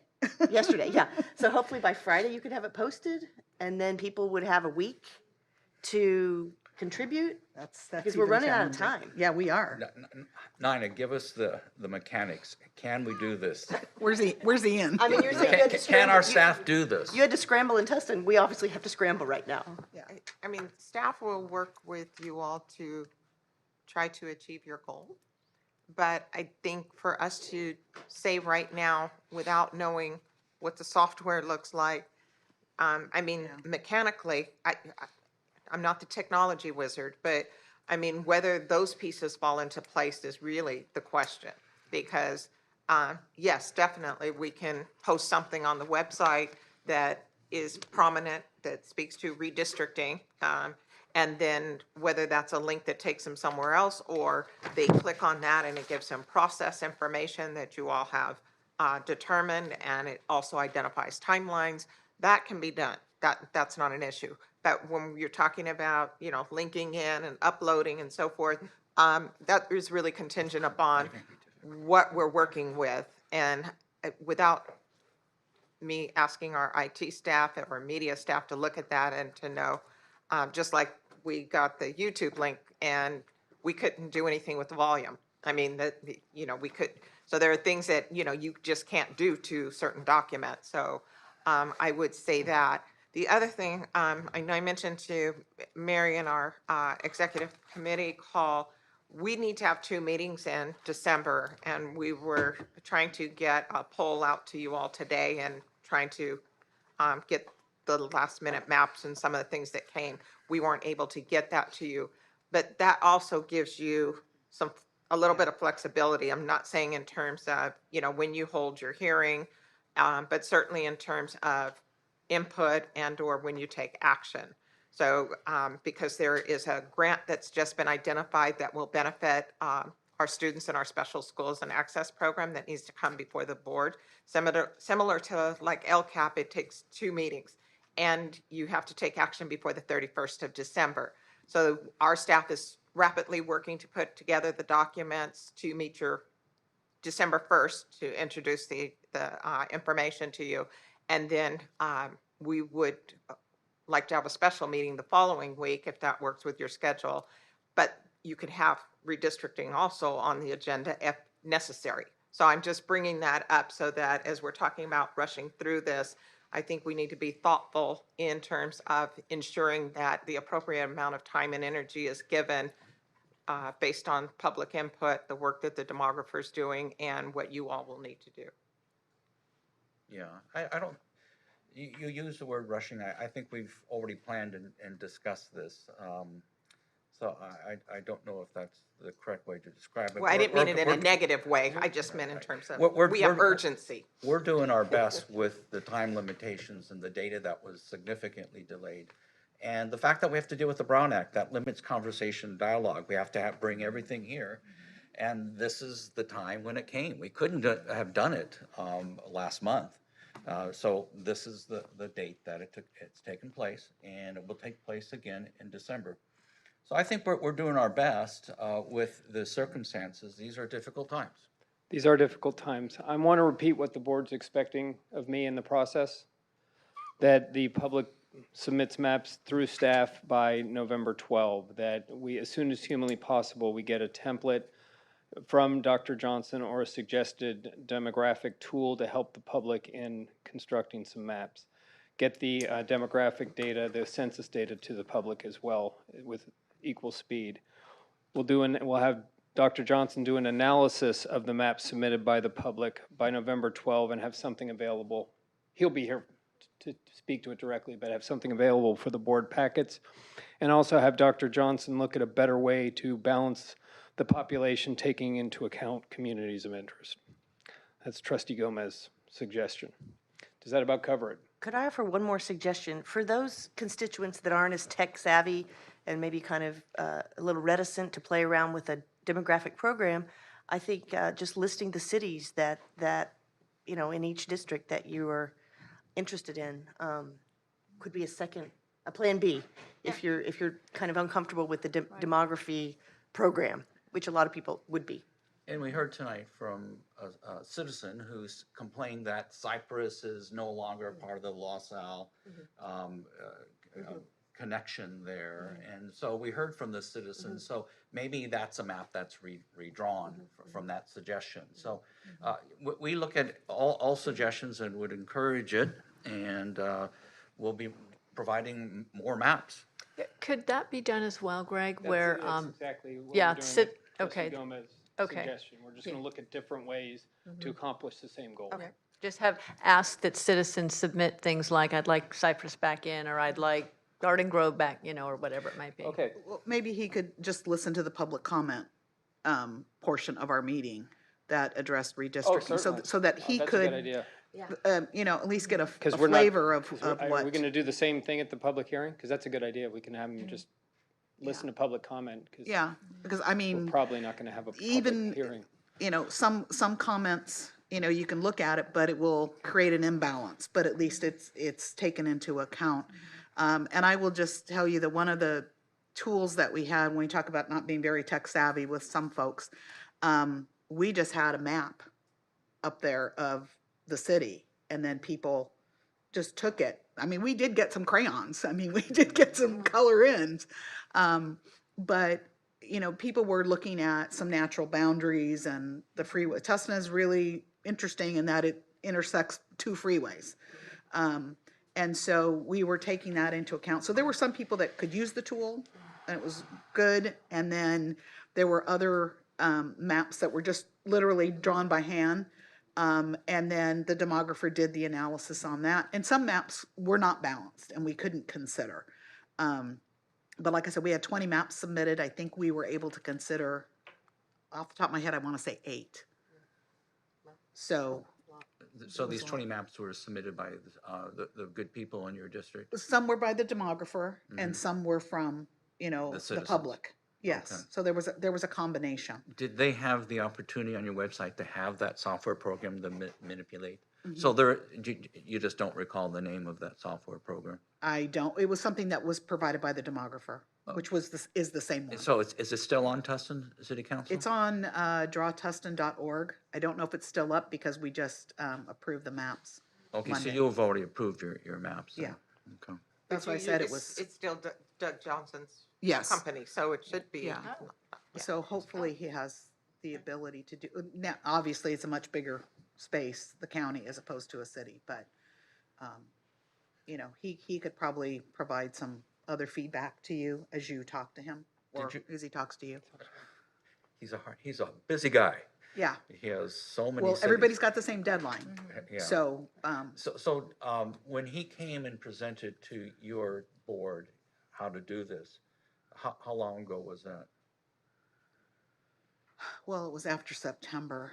Okay, So after it's- September. yeah. It's been really recent. You just really worked hard to meet the Yeah, deadlines. and, you know, staff worked their tail off to try to organize the public forums. There were workshops as well as public hearings.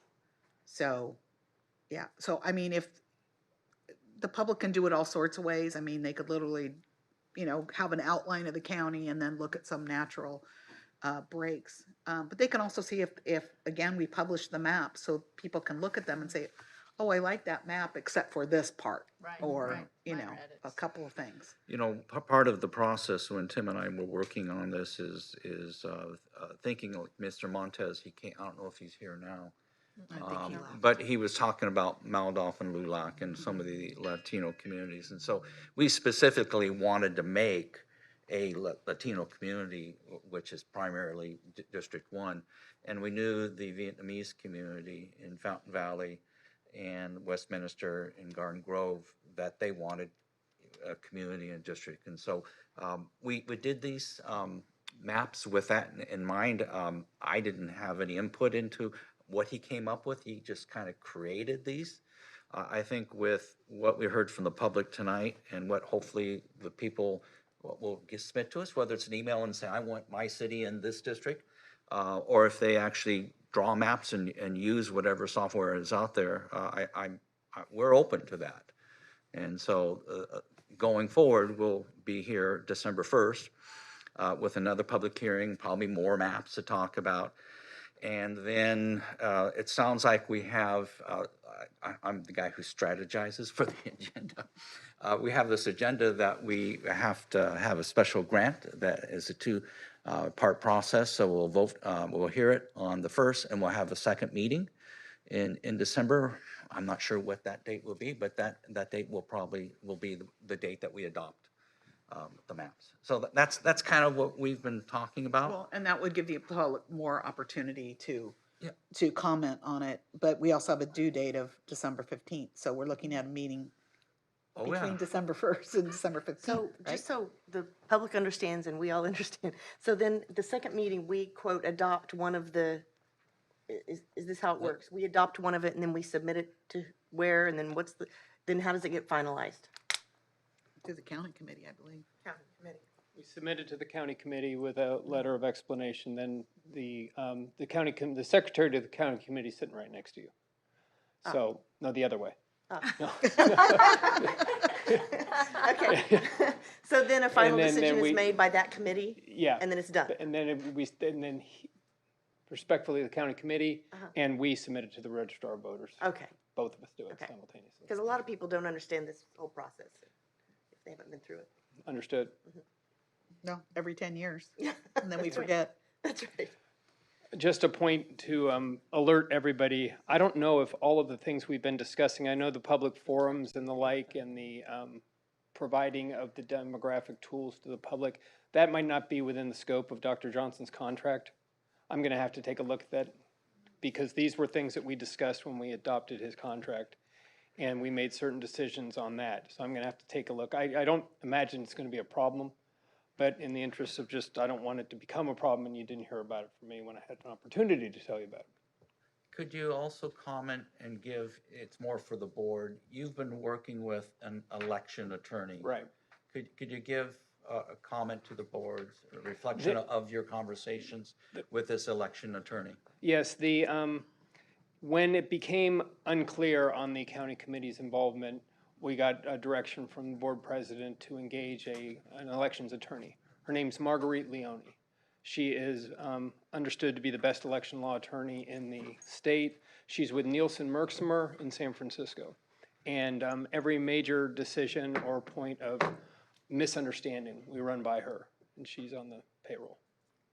And did she see any problems with the process that No, we're engaged in? what she had the same, it's gratifying. She had the same direction for Doug as I did, as make sure everything's perfectly balanced, to make sure the communities of interest are represented, and there will be no legal challenge. Well, there may be a legal challenge. It just, yeah. So that Those was things her happen. focus as well. Right. The California, lawyers focus on laws. California Voting Rights Act, population balance. Move on to 7, public hearing. Okay, we're going to move on to number 7, the public hearing. My apologies if this is repetitive after the lengthy conversation we just had. Good evening. This agenda item, this is number 7. Yes.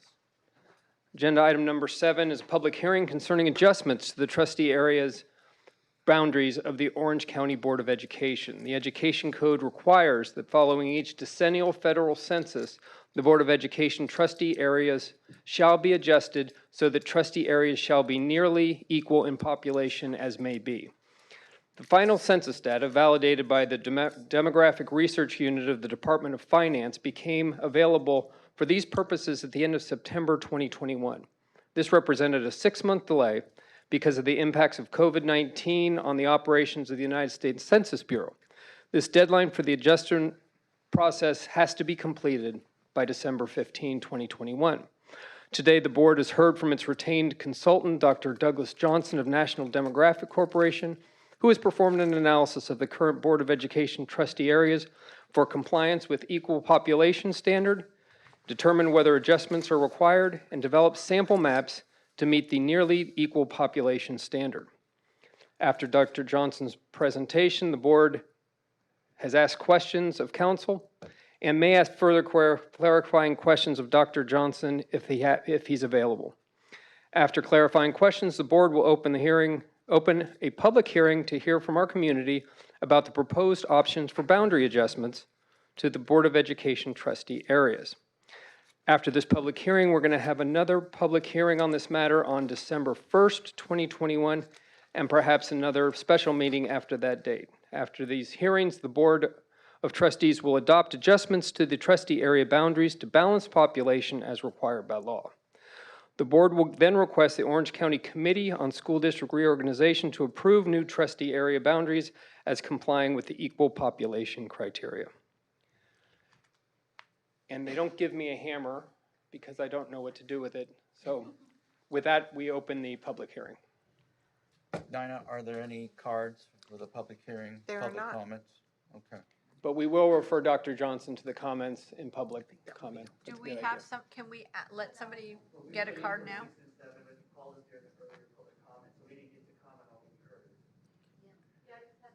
I'm open for it. Yeah, I'm open I'm for it open as well. for it. Just open the public So hearing. if you want to speak for the public hearing, if you can line up at the podium and you can fill out just your name on a slip of paper so that we can record it.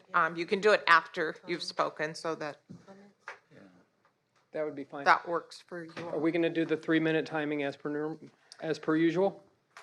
That makes sense. That makes sense. Yep.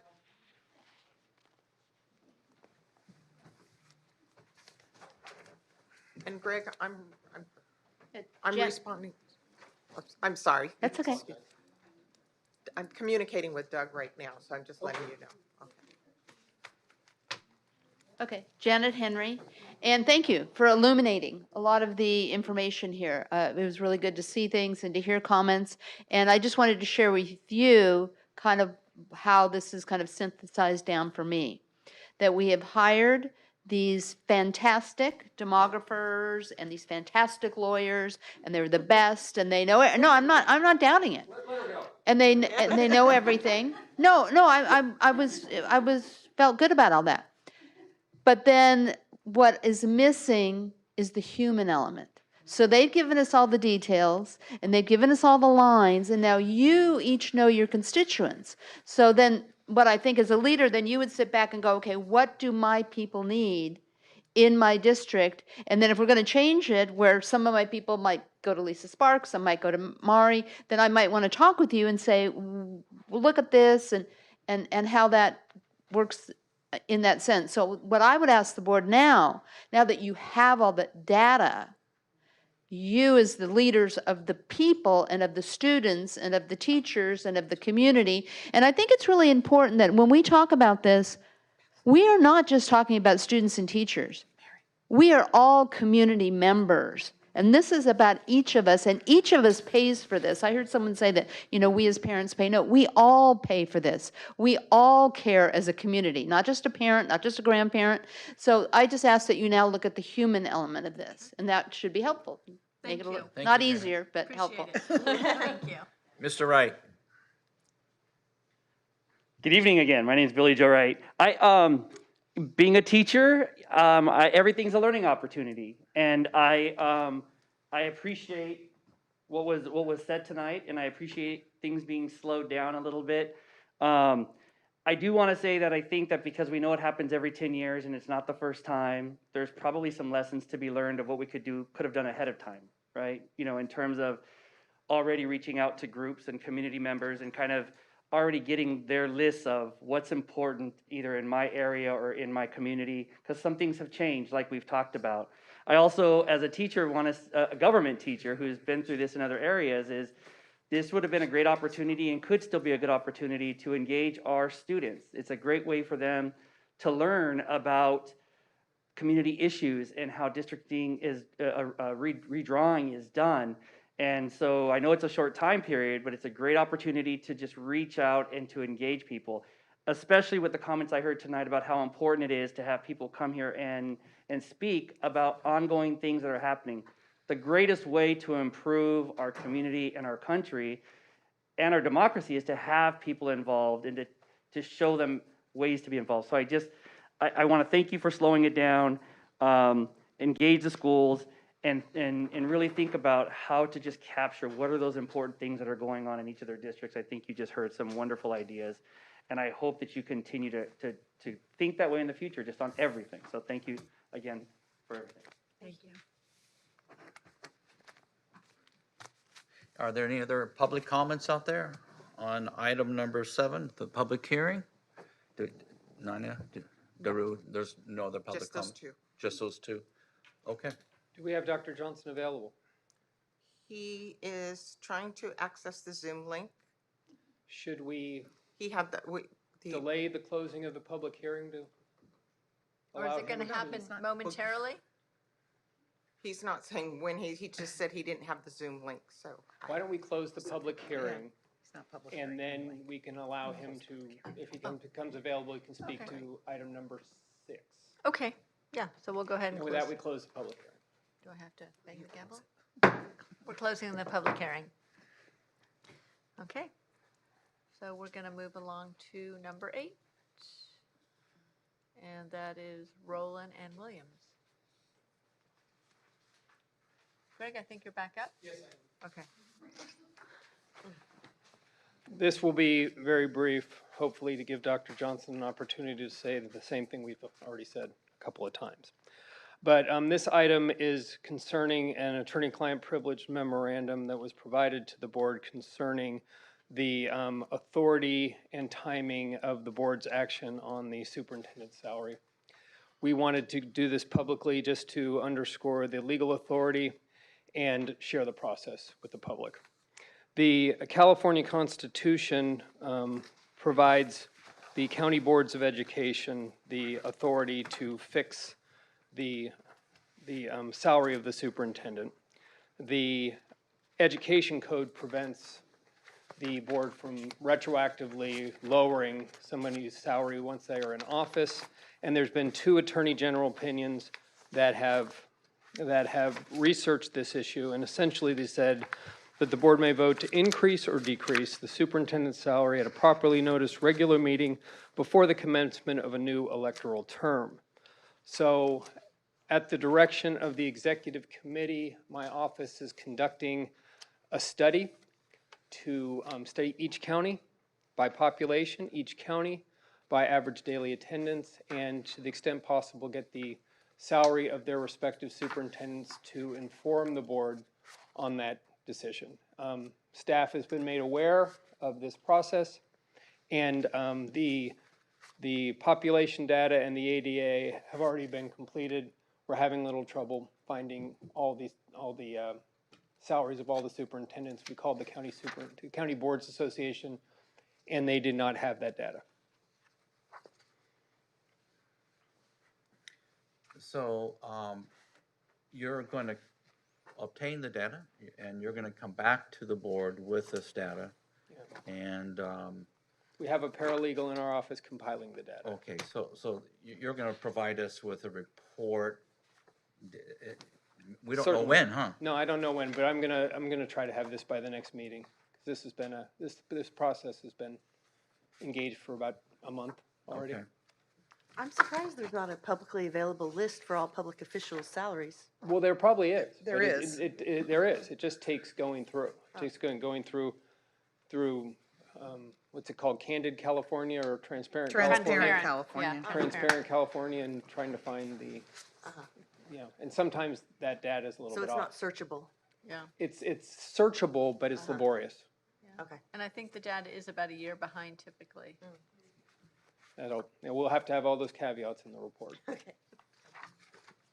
Well, I think it would be important when we looked at that, not only look at base salary, but look at additional compensation, because I know that some superintendents also get, car allowance and things like that, which ups their compensation. So I would like us to include, those kinds of things, because that is overall compensation. Certainly.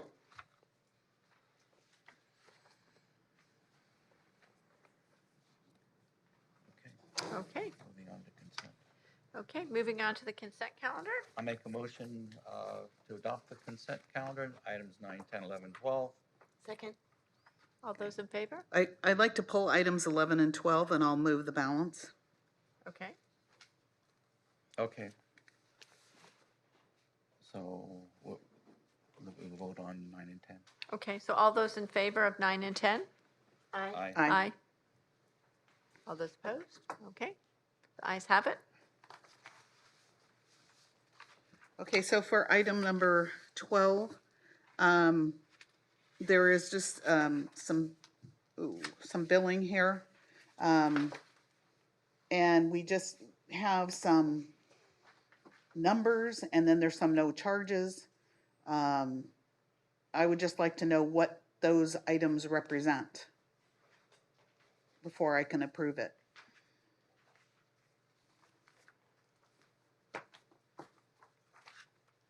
I can't speak to Ms. Scheidester's bills. I don't have my bills immediately before me. The reason I don't have my bills immediately before me is that the board passed a resolution to just submit the bills to the executive committee and allow them to approve or not approve the bills. We were sort of surprised when we saw this on the agenda this time. So if if you want me to do an analysis of a particular bill of mine, I'm happy to do that retroactively and bring it back to you. But if you, This is for Mrs. Chidester's bill. oh, okay. Like I said, I can't speak to Ms. Scheidester's bills. She tells me a lot, but not.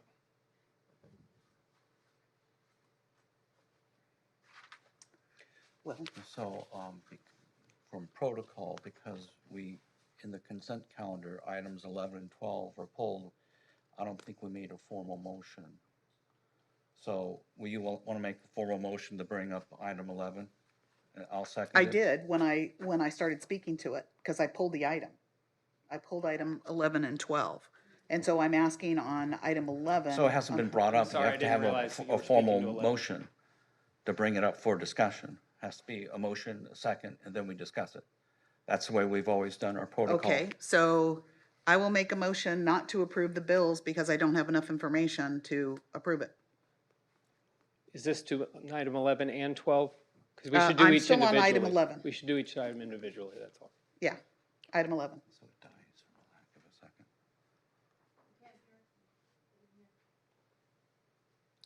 Is there a second for the motion? So the item dies from a lack of second. I'll make a motion to approve item number 11 to Chidester and Associates. This is something we've, okay, second. So just for background, so we have already chosen and asked Maggie to do an analysis, and that was done last month. It was an excellent analysis. And this is, the bill here is for the bulk of her professional services. Okay, so what was the analysis? You were here last meeting, I believe. Yes. So That I'm was- asking what was the analysis and what do those hours represent?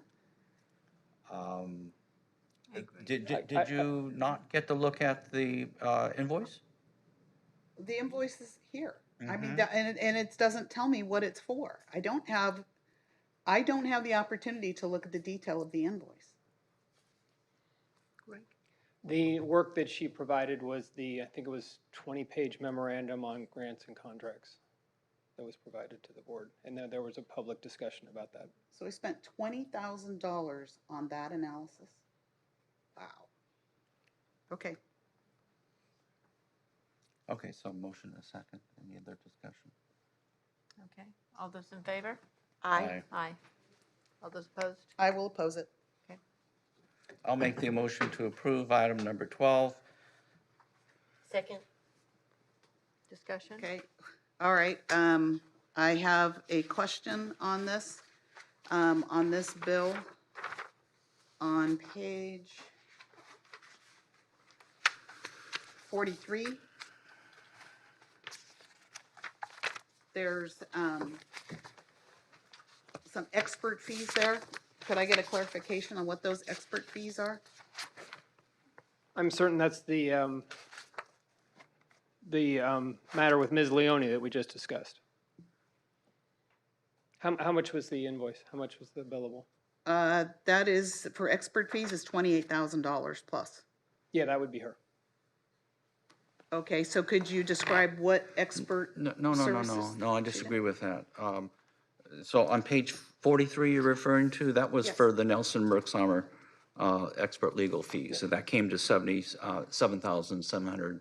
Oh, I'm sorry, you're absolutely right. Right. I looked at the very total of the invoice. Right.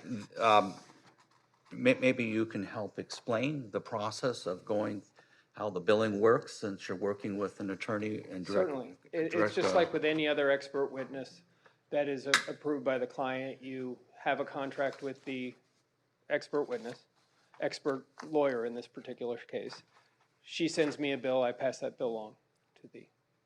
And you pay her. I pay her. Through the money we give you. That's Is that correct? That's Okay. correct.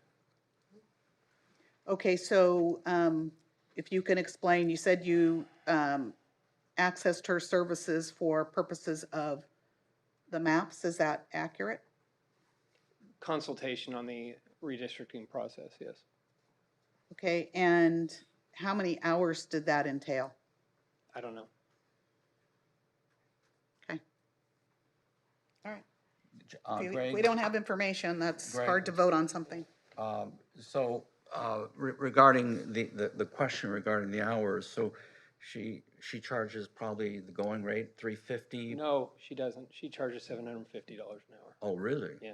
Okay, so. That's a specialty in that Said she area. was the That's top what it, expert. that's what Okay. it drives, yeah. So this. I asked her for a job, I didn't get it. Okay. Yeah, because we only pay you, Yeah, what, right. $320 an hour, right? So the $7,777 represents about 10 10 hours worth of work, based upon that That, 750. that's the number, yeah. Okay. I don't know if that helps you, Becky, but. It just tells us we all went into the wrong profession. It doesn't help me at all. Yeah, well, it's my understanding when we go out and look for additional attorneys, that we do so with the board's consent, and I don't recall us doing that with this particular expert. So that's why I questioned what it was. We had executive committee consent. Right, I think my recall, help me out here, Greg, but the recall for this decision was by the executive committee, and we have a policy under certain circumstances that allows that, is that correct? There's not a policy necessarily that I'm familiar with, but throughout all of our litigation that we've been engaged in, litigation counsel has engaged experts. And that is part of the retention agreement. I did seek consultation with the president about this directly, and I'm certain it was a good decision. Yeah, and the reason is you're not a law attorney, No. special, you're a general Right, education I'm- counsel, and you don't deal with election law. I thought it was important to engage the best on redistricting, because it's clearly something that's very important to all of us.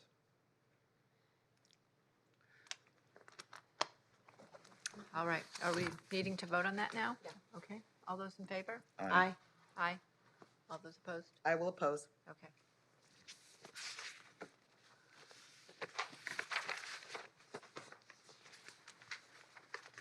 I received information that Mr.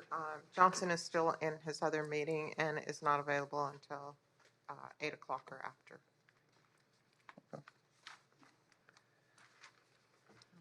I don't have any questions for him. I think we've talked a lot about this. Well, he has the Zoom link. I'm not sure when you go through Right. the rest of your agenda items, what time we'll be at. So. Right. I mean, I'm okay if we don't talk with him. I'm not sure how much time we're gonna spend on this. It may be 30 minutes that we spend on it, so, Well, why don't we just see where we're at Yeah. at the Yeah. point we finish and see? Because it would be important for him to understand what we're asking for, and for him to ask us what we need if we're looking for tools. yeah, I think Greg's gonna communicate that to Mr. Johnson too.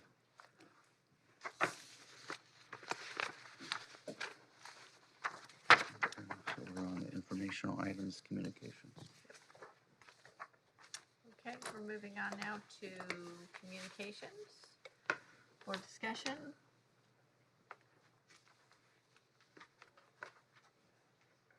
We've covered redistricting. Do we want to move on to the board website?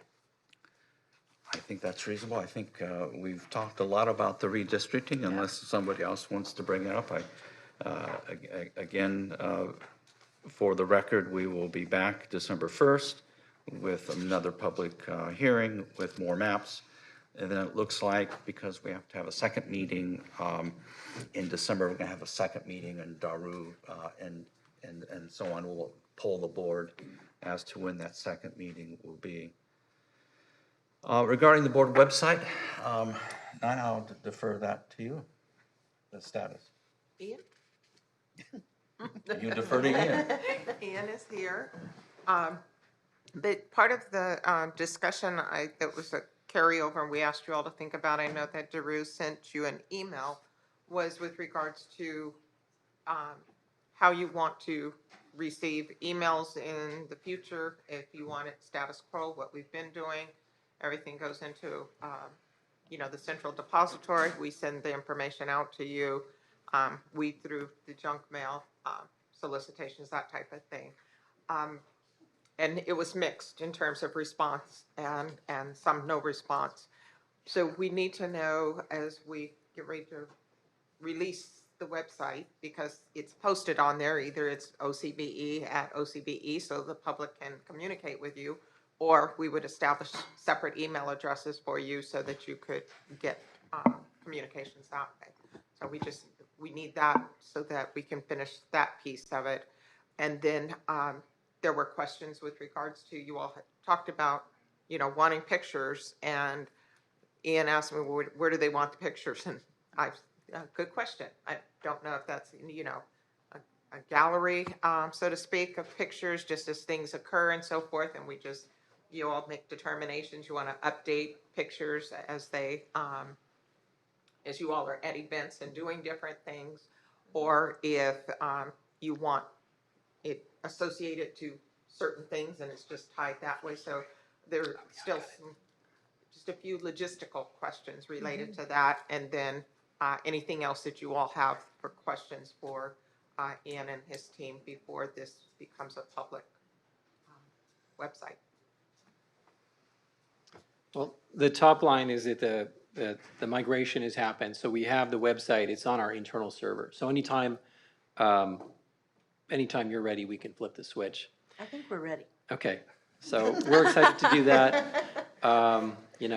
We kind of went through and migrated everything over. I think we'll have a few last minute changes, obviously, with the developments with Trustee Shaw, and I will meet and talk with Nina about other things that we want to add in terms of redistricting, but we can move on this pretty quick. And I think in terms of the pictures, you upload what you have for now, and then as we have events every few months or additional pictures. Or awards or whatever it Yeah, might be at a awards. meeting. Yeah, and we just upload the new. So are you very good at photoshopping where you could just slice Jim Shaw right out? That's a really good question, actually, because you did take a picture that I think would be pretty ideal. We did. So we have a few photos from recent board meetings that recognitions, and I thought that we could probably put them on the top or below under media, and kind of have a deck that revolves there, or we could have a link to a brand new page that displays photos as they go with a brief caption. If that's the preference of the board, we can get that done. Can you have photos that roll through? Not on this current configuration, but as Shane always says, anything's possible. So that would be something we'd probably need to contract with Sector Point. I mean, visually, that's kind of interesting. We have, if we have enough interesting photos. I mean, maybe we don't right now, but we probably have not very many interesting photos. I can send you a few. But as we have more and more events, maybe we could move toward that rolling where it's kind of it gives that feel of vibrancy. And that is something that can continue to evolve. I think, Yeah. we're excited to get to this phase where we can kind of activate that. Like I always say with web development, this isn't a scenario where we just dust our Never. hands in satisfaction and say we did it. So this is all evolving. Yeah, so I say we get it up and going, and then we keep evolving with new information, new links to redistricting, new So pictures. since Tim is gone, did you want Oh. to join that committee with Ken? Because I joined redistricting because I had to. I guess over I the talked too weekend. much today. Yeah, Yeah, no, I'm happy to. Over the weekend, I took over his redistricting because Okay. there was no choice. So maybe Sure. you could take over the website Okay, yeah. because you seem very passionate. I guess and- so. In fact, you want to be It's the not late chair- enough You want to be tonight. the chairperson? No, You could be the no, chairperson. I can do that. All right. Oh, Yeah. I can give total responsibility All to right. you. Okay, You are our I'll do new it. Okay. web chair. Yeah. I talked too much today, that's the problem. No, I'm happy to do it. Okay, Yeah. just a question. Good job, by the way. Yeah. We so appreciate what you've done. So the question that Nina presented regarding the email communication, we don't have staff. We get all these emails, and each one of them is unique and important to respond to. And we just don't have staff to do that, and I know Daru doesn't want to work for free and answer all those emails, the same with Nina. So I'm concerned about. What did you say, Drew? Oh, I mean, one thing just before I forget is if you could send the emails one at a time, because when there's like 9 or 13, I just get so confused because I try and answer them and I'm like, oh my gosh, which one did I just answer? 5 or 6. So, Because Dr. Williams had said group them in. oh boy, oh boy, you must not be answering them if you're grouping them. Oh, But it's that so. was when he was president. president. Now you're Okay, president. yeah, I prefer one at a time, because then I can actually answer it and get rid of it. When you, yeah, I mean, when I get 13 at a time, it's a big commitment, and I literally keep like going, oh, I just did that one, and oh my goodness, so, I prefer one at a time. yeah. Okay. Yeah, thank you. I think it'll be better service. One person actually wrote to me, and I said, did I already write to you? And she wrote back and said, I think you did, so, I hope it's the same thing. yeah. So regarding the individual emails, I don't have the time to answer everybody. I would love to have staff answer everybody. Some of these questions are very simple and basic. Some of them are more heart-wrenching and gut-wrenching, and some of them are just about policy issues. So I don't know how that would work, because we haven't really talked about that before. In my going on 26 years, we kind of just sent them to the board secretary, and we received them. We've never responded to them. There was a time that we would respond, and we still do, if they're asking a simple question, when's the next board meeting? Or, how do I communicate with the board? Then we don't send those to you. We go ahead, we answer those kind of questions, so forth. Some people will ask for a direct email. They want to communicate with you directly. We'll send you that and ask you, can we give them a direct email, or they want a phone number? And, each board member is different in terms of their response. But I don't know, I can't pinpoint a time frame, but there was a time frame that the board said, we don't want staff just responding, to communications. So that's why that, and you're getting more emails. So it's a combination of both. But, as some of you will send back and say, would you send a regrets on this? Because a lot of them are invitations for things. And so once you tell us that, we can send regrets. That's not a problem. I mean, as Drew said, we are here to support the board. And so from that standpoint, and as I've said before, if there's too much, she's working on board agenda and a lot of other things, and I utilize other staff. Dr. Maharis is very good about, resources that are available to us to ensure that we're being responsive. So from that standpoint, it's not an issue in terms of, the responding. Now, you're asking us to, because some of them are philosophical, and all of our beliefs are not the same. Right. And so from that standpoint, we're not going to answer something that we know you have certain positions or concerns or so forth, or that are very personal. And so from that standpoint, those, we would hope that either you respond or you choose not to. I mean, that's up to you, but those are not things that we would automatically take on. And we typically, if we do send a response on something, I know Mary's always said, let me know you've responded, because I Right. want to make sure that if she's got it flagged or whatever, so either we send her a copy of the response or just let her know that it's, been responded to, depending on what it is. Then she doesn't need to see the exact thing in some cases, and others, she wants to keep copies of those. So, we're trying to work to support each of your individual and collective needs, but I know that over the last number of years, there's been questions with regards to separating emails from, your personal email and so forth, also because of public records requests and so forth. Yeah. And so from that standpoint, it does get, convoluted a little bit when, some of you have 3 or 4 email addresses, and so we're using the one that you've told us to use to communicate with you. But if we set up a department one for you, then that we can set up a number of ways. It can be set up where those are coming directly to you if people choose to utilize that. And then there is the blanket one for the full board, so that if they were just communicating with the board in general, they could just use the OCBE at OCBE.us link. And then, depending on what it is, would determine, does it go to all of you? We wouldn't expect the public to have to do an email to each of you if it was one for, all of you. So that's really the point of the discussion in terms of, based on where we are at this point in time and the types of things that you're getting, what do you see working best for the board? We can continue status quo, or we can move to, because there continues to be question, are we ever going to get our own email address? Well, that's up to the board. I mean, so, we keep, certainly we can do it. And the question now is really, because we have created a separate website, is this the time to do that? And is that something that the full board is interested in? Well, I think the only way we could do that is if we had our own staff person, No.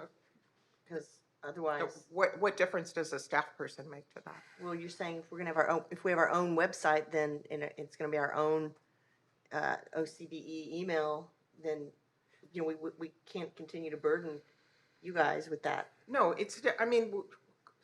because just Ken said, you all don't have staff. You don't have the ability to have staff. I mean, the code doesn't allow you to have employees. And so from that standpoint, we can still do all the things. It's just a mechanism of how things get to you.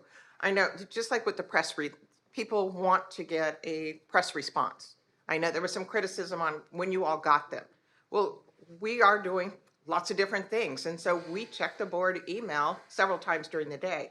But if somebody sends it, at 9:15 and we've checked it at 9 o'clock and don't check it again till 11, but their cutoff for trying to talk to you was noon, and we're just sending it out, and then, the board's saying, well, why did it take you so long to send it to us? Well, because we're not just looking at, we don't get a pop-up that says there's a board email. We're doing our emails, your emails, and the other work. So we're typically looking at your emails, 3 to 4 times a day.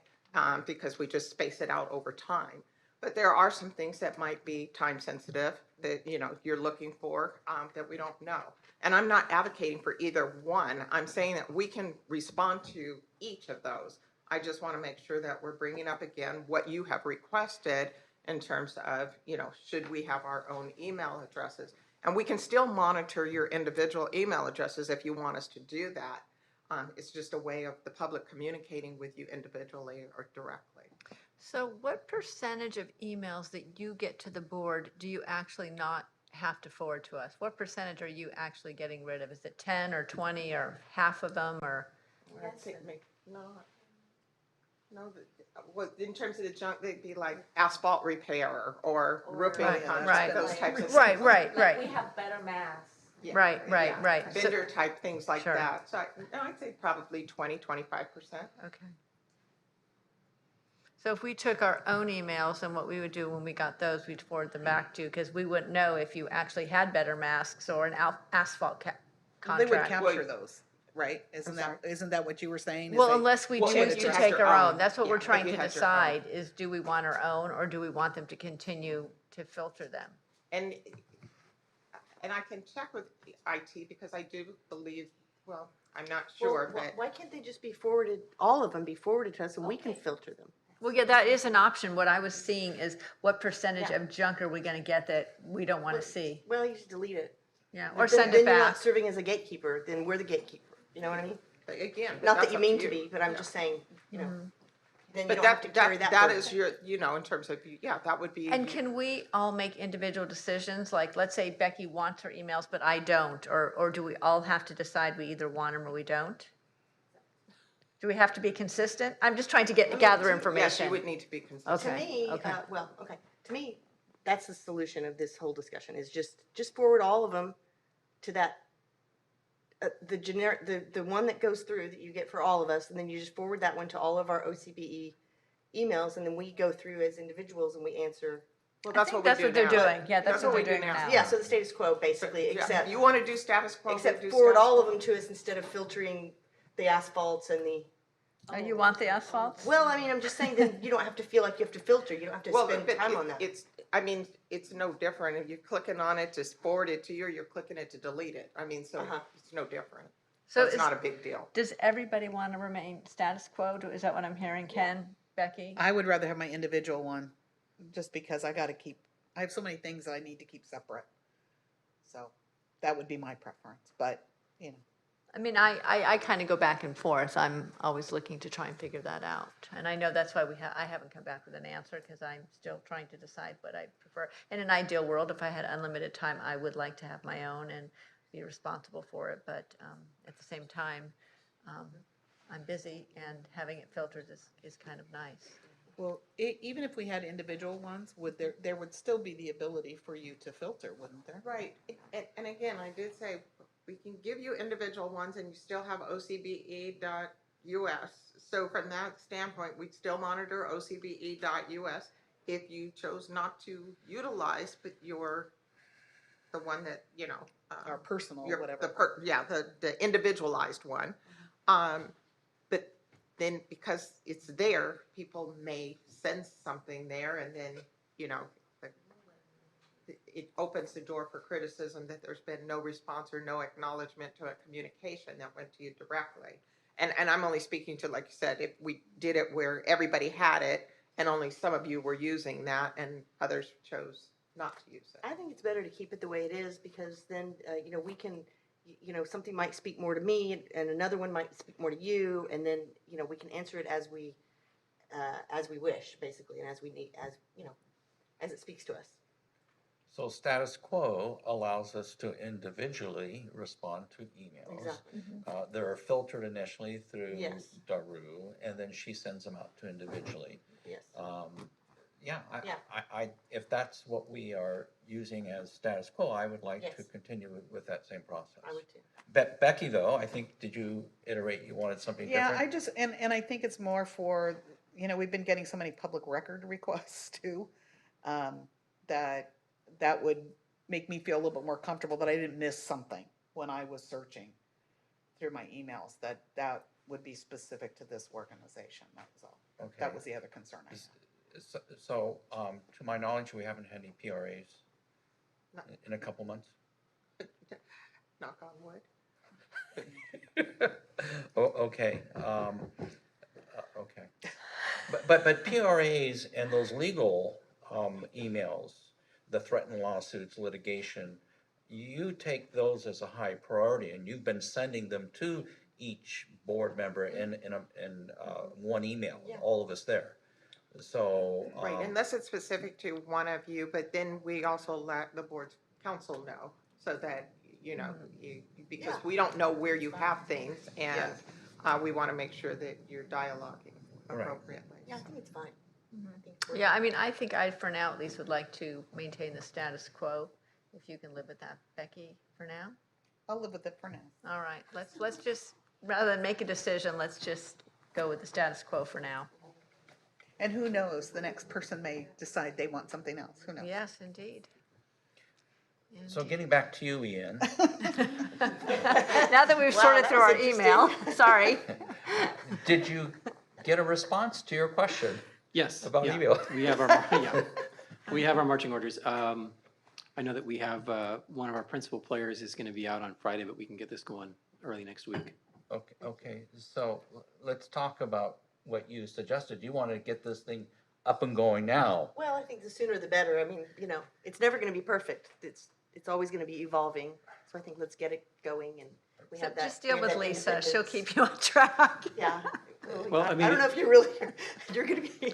It makes sense to, I think, well, we really need to talk about the redistricting and the information on Right. that. If we go down that road of putting information on that website, maybe we want to wait until that process is resolved, so that we're not kind of reinventing the wheel. People who are familiar currently don't get lost in the conversion. Well, why can't we just put it on both? Well, one goes away. Your OCBE, it goes away, and this is what your new. Oh, well, okay. Maybe I see we what you're should saying. wait until the redistricting is done. Okay. So that people that are familiar with the website see, can I find see. it. Because already, we're gonna face some criticism that it's not transparent. So if we make it very visible on the front page. Right, well, because now it's a link on the OCDE website, correct? Okay. So I was just. And that's Wherever where, it and that's resides, where it needs to be the easy. people that have been coming Right. to your meetings, they Right. know how to access and do. And this will be a new introduction. And going there, my understanding is it will send them to the new website, Yeah, correct? it will still be a link on the OCDE website. So you click on that, or you can go separately. So we'll have its own domain at ocbe.us, but it will also still be linked on the OCDE website so people can find it. Can I ask Mr. Rowland to give us his legal opinion on all this here? Basically, we're talking, Lisa wants to do this as soon as we can. The committee that Tim and I are on, we were kind of really processing this slow and going slow.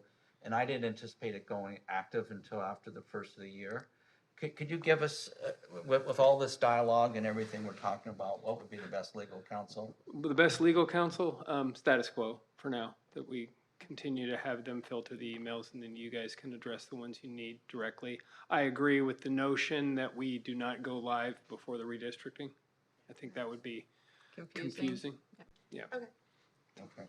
So possibly a date would be, Madam Chairman, I January guess 1st? January, first week of After January. the first of the year? Yeah. And maybe we put it on our January agenda Yeah. to announce the new website or maybe show it again and that kind of thing, so. Or your second meeting in December so that people start preparing. But we Yeah, did why know don't we, about- why don't we have a goal to be live by January 1? Is that reasonable? Or the Maybe first not on meeting. the holiday because, First meeting, Well, first we're meeting gonna in have- January. January. No, I'm coming in. You're coming in? Yeah. After your new. I want you to New Year's Eve plug it party. in January 1.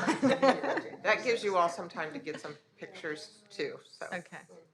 So at the next meeting, if you'll come prepared, we'll take some more photos and there's some other opportunities if you have some pictures that, That we've taken or you whatever. can send. Okay. That sounds good. Thank you. Excellent. Thank you. Thank you Thanks, for your Ann. hard work. Yeah, Ian and staff here have worked very hard on this. We've had a couple of meetings, and I appreciate everything that you've done, Ian. We can talk about the website, the 101 website. Oh, okay. Next is 101 website. Yeah, so Ian, don't go too far away. The 101 website, I have some questions regarding this. This was a new website that, when did it get started? Yes, Yes, please, please. for the microphone. See what I mean? And is it ADA compliant? It is ADA compliant. We spun it up, I want to say about a month ago, kind of did a soft launch on it, and we shared it out with a few different groups, some of the local district school communicators, as well as internally. And then we put out an announcement, I think it was a couple of weeks ago. So do the videos have caption underneath them, all of them? I believe so. We use Vimeo, which is kind of our embedding platform, so everything on there should be closed captioned. Okay, and does it have an option here for the vision impaired individuals to highlight and change things? You know, I want to say that, that I'm 95% certain that we are there, but I really want to, before I give any information that might not be accurate, I want to make sure, and I talk to my team and make sure that we've run it through our checks, because we do have software that checks that. And our board, our new board website will have all these features, ADA. Oh, compliant. 100%. Yeah, so there is a lot of these attorneys out there who are filing lawsuits against individuals and their websites because it's not ADA compliant. Yes. And guess what? I got one of those scams. And he went out to many, many colleagues, this attorney from San Diego. So I learned a lot about ADA compliance for websites. There's actually applications you can download and they automatically do it. So now I'm at 95% compliance. Google's only at 70%. All of my videos now have a caption on it. I pay like $5 for each video. So I just want to make sure that this department's protected against any of those lawsuits, that all of our websites are ADA compliant. Well, I'm really glad that you brought that up. And I do want to go back, and I will get you an answer, but this has become a main driver for our web design. And initially, you know, when we redesigned the OCDE site back in 15, 16, we were thinking, okay, how can we make a cool site, but also make it mobile responsive? And we had these ideas. And then we got into kind of WCAG compliance, which is the ADA, and really became invested in it. We had a couple members of our team trained on it. And we started out from a place of, how can we be compliant with this thing? This is another thing we have to deal with. A lot of this is really good principles. So for example, you know, for folks in the room, if you lack fine motor skills and can't use a mouse, can you tab through the site? Can you have a reader? Do you alt tag your photos? So if you come across a photo and you are visually impaired, it has to be able to read it to you, a description of the photo. So for all of our sites, we have to alt tag our photos.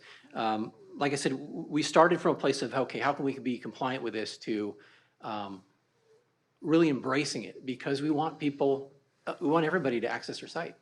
We want every user to have a good experience on it.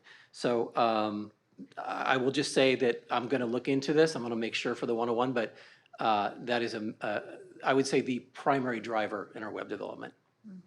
Good, that's important, that we protect the department from those scam lawsuits by those law firms out there. And it could end up being tens of thousands of dollars that you pay. And we're certainly familiar with, especially colleagues in other public agencies that have been hit with claims. Yeah, very good. For the site itself, in reviewing some of the content there, there's some disagreement with the content. Who writes the actual content? It was a collaborative effort spanning a couple of different divisions. Okay, so if there's a disagreement in this website, in the content, how do we get it changed?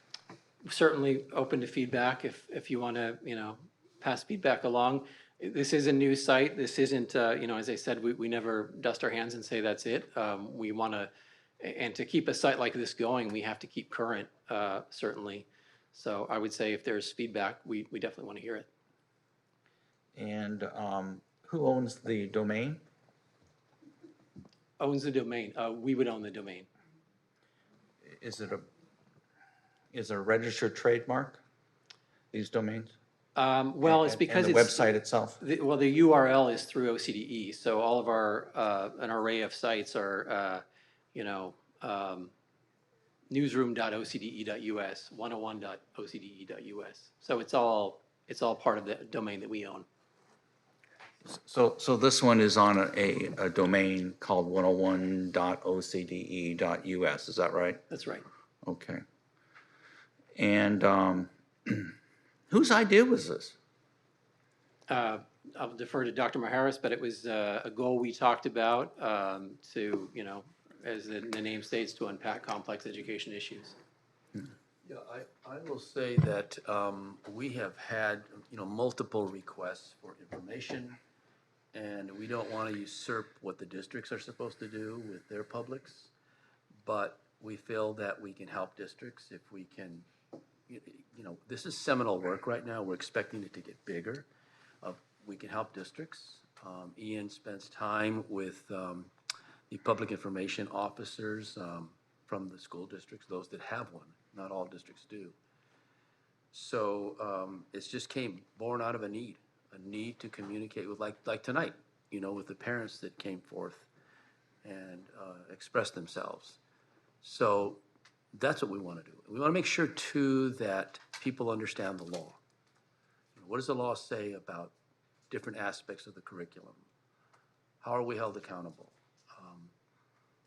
Sometimes people think, "Who are you guys making this stuff up? Who's behind all of this?" And frankly, much of what we do, if not all of what we do, is embedded in the law. So that's another reason why we thought this would be a good idea. Okay. Okay. Yeah, okay, thank you. I think important right now is we have Mr. Johnson on Zoom. So. Thank you, Ian. Sorry to cut you off. Saved by the bell. Hi, Doug. Good evening. Thank you for being here. I know your life you're running around like a chicken with a head cut off here. You're just going from city council, the county groups, into other government entities. I want to thank you for everything. Your YouTube video was well received. It was viewed by many different people. There were some comments that are important. And as part of the committee that was handling redistricting, Mr. Rowland's going to ask you to listen to some of the comments from some of the people who came tonight. and be aware of those. There was also a concern about what do we put on our website, because we're going to come back December 1st with another public hearing with some more maps. We're going to have public input. So it looks like, looking at the strategy for the future, that we're not going to vote on the final map until the second or third week in December. So I wanted to give you some heads up there.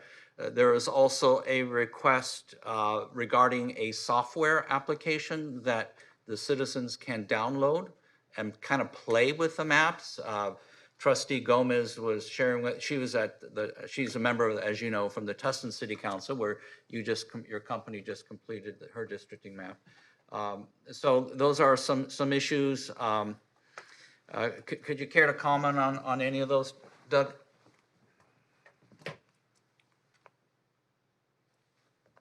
He's on mute. Can't hear you. You're on mute. Doug, you're on mute. He's looking now. Zoom, it's at the lower left-hand corner, I believe. Do they have to unmute him, though? Yeah, Doug, hold on, that may be at our end, because it looks like you are unmuted, but we're not hearing you at all. So maybe that may be at our end here, so just give us a couple.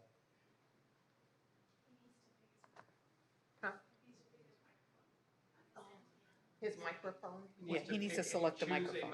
Oh, choose a microphone on your end. How does he do that? How's it do that? It'll give him an option. Where? Use, it should come up when the Zoom comes in.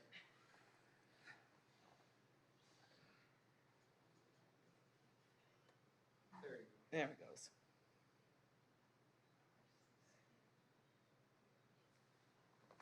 I didn't know about that.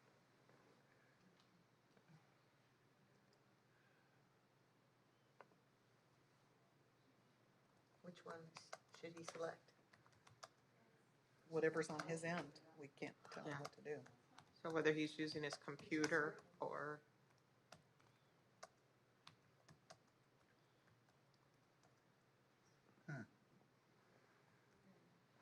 I appreciate his effort. They're sending him messages. Yeah. Okay. There we go.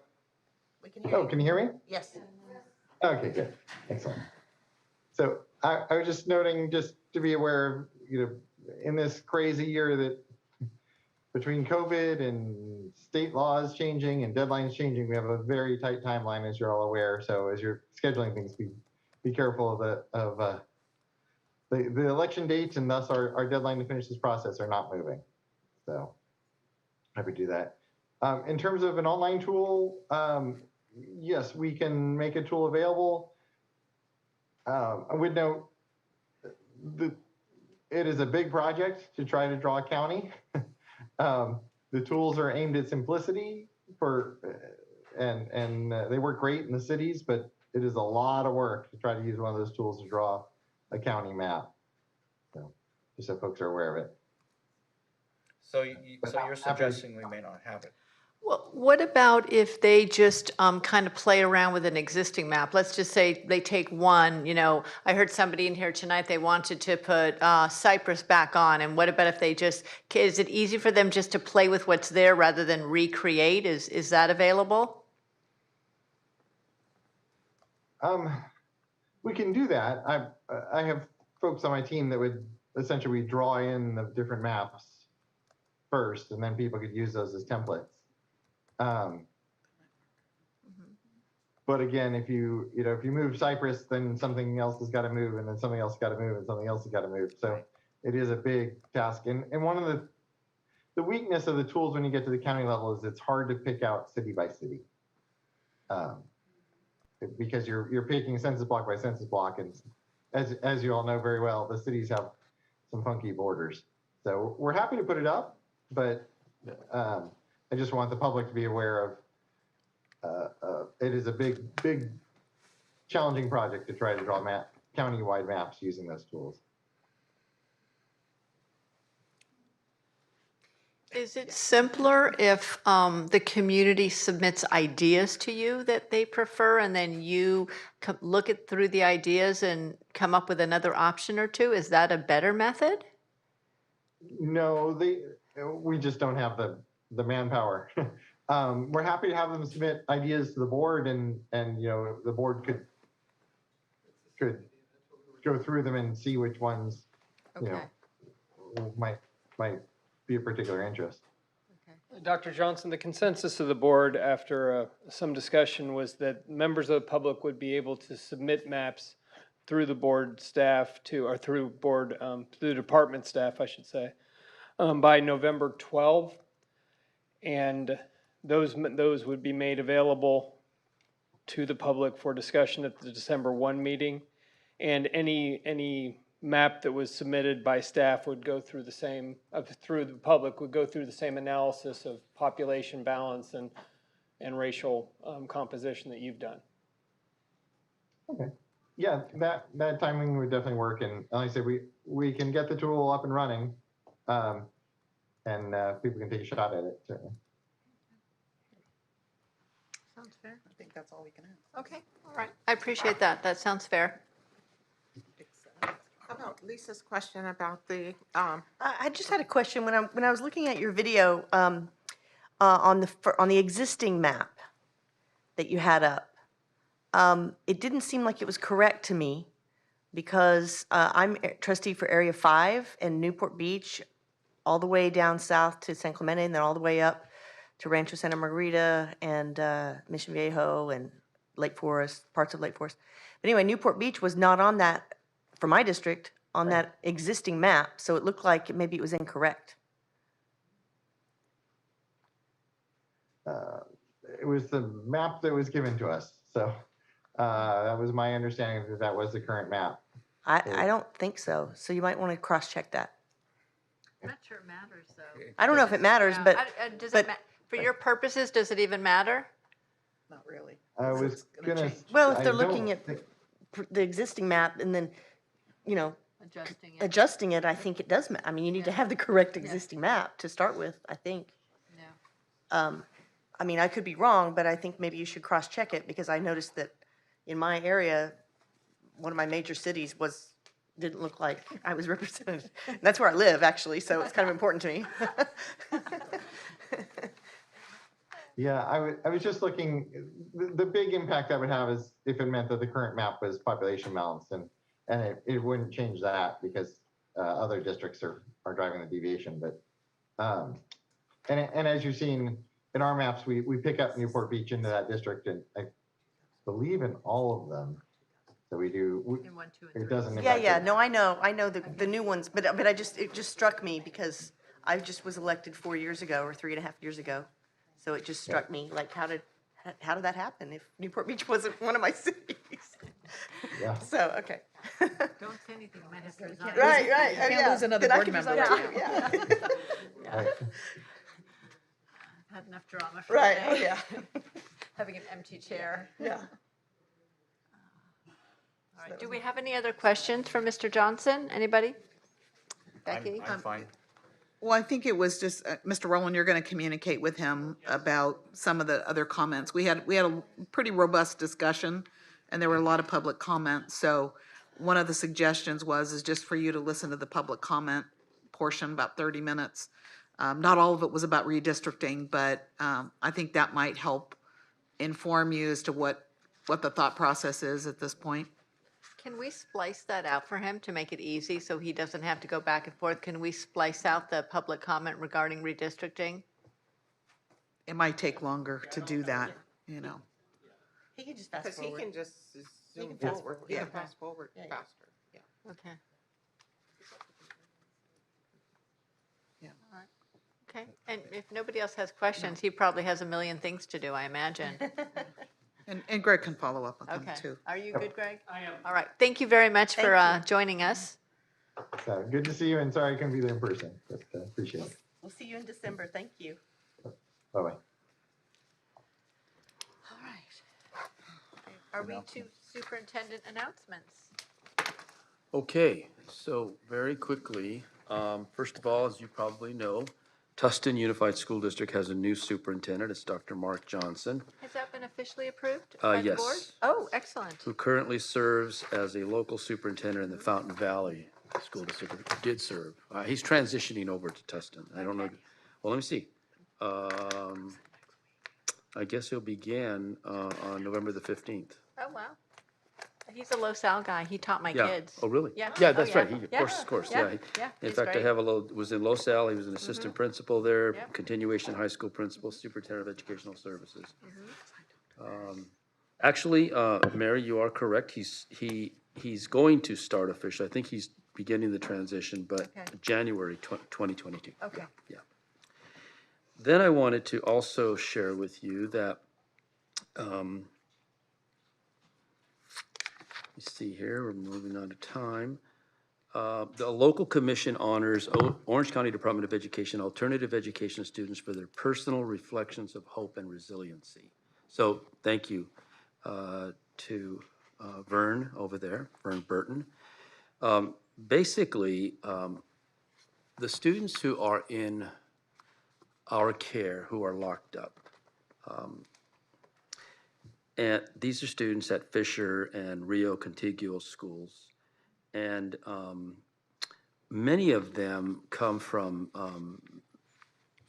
homes and lifestyles and so forth that are very tragic. I mean, each one has his or her own story. And we have been lauded by many groups. For example, recently we had a group come to visit, and they were the Disability Rights of California, and they function under Section 504 Rehabilitation Act of 1973. They came to look at how are you, and it's unannounced, and these are mainly lawyers, and they just tell you, we're gonna come Monday, and we want to see how you're treating your special ed students, or how you're treating everybody, and most of the kids are under some form of special education. They interview the kids. So there's no way you can fake your way through this. And they look at probation, and they look at the educational program, which is delivered by the county office, in this case OCDE. And they found that we were an example to the state, if I remember correctly, the words that they said. And again, these are lawyers mainly. They come, they appear, they don't tell you we're gonna be there in 10 weeks, so we can make sure everything gets vacuumed and shiny. No, they just come. We'll be there on Monday morning at 8 o'clock. So I scramble, we all scramble, we show up like we did, and then they spend 3 days, well, how long are they? 3 days to a week, maybe something like that, Vern? About 3 days. And Jeff was there, our whole team was there. And they talked to teachers, they talked to probation officers, where possible parents, but when they talk to the kids are the ones that tell them the truth. And frankly, the kids said that they were very commendatory to our staff, and they were talking about the enrichment of their instructional program. So that was awesome. So in this particular case, it's a little bit different than that.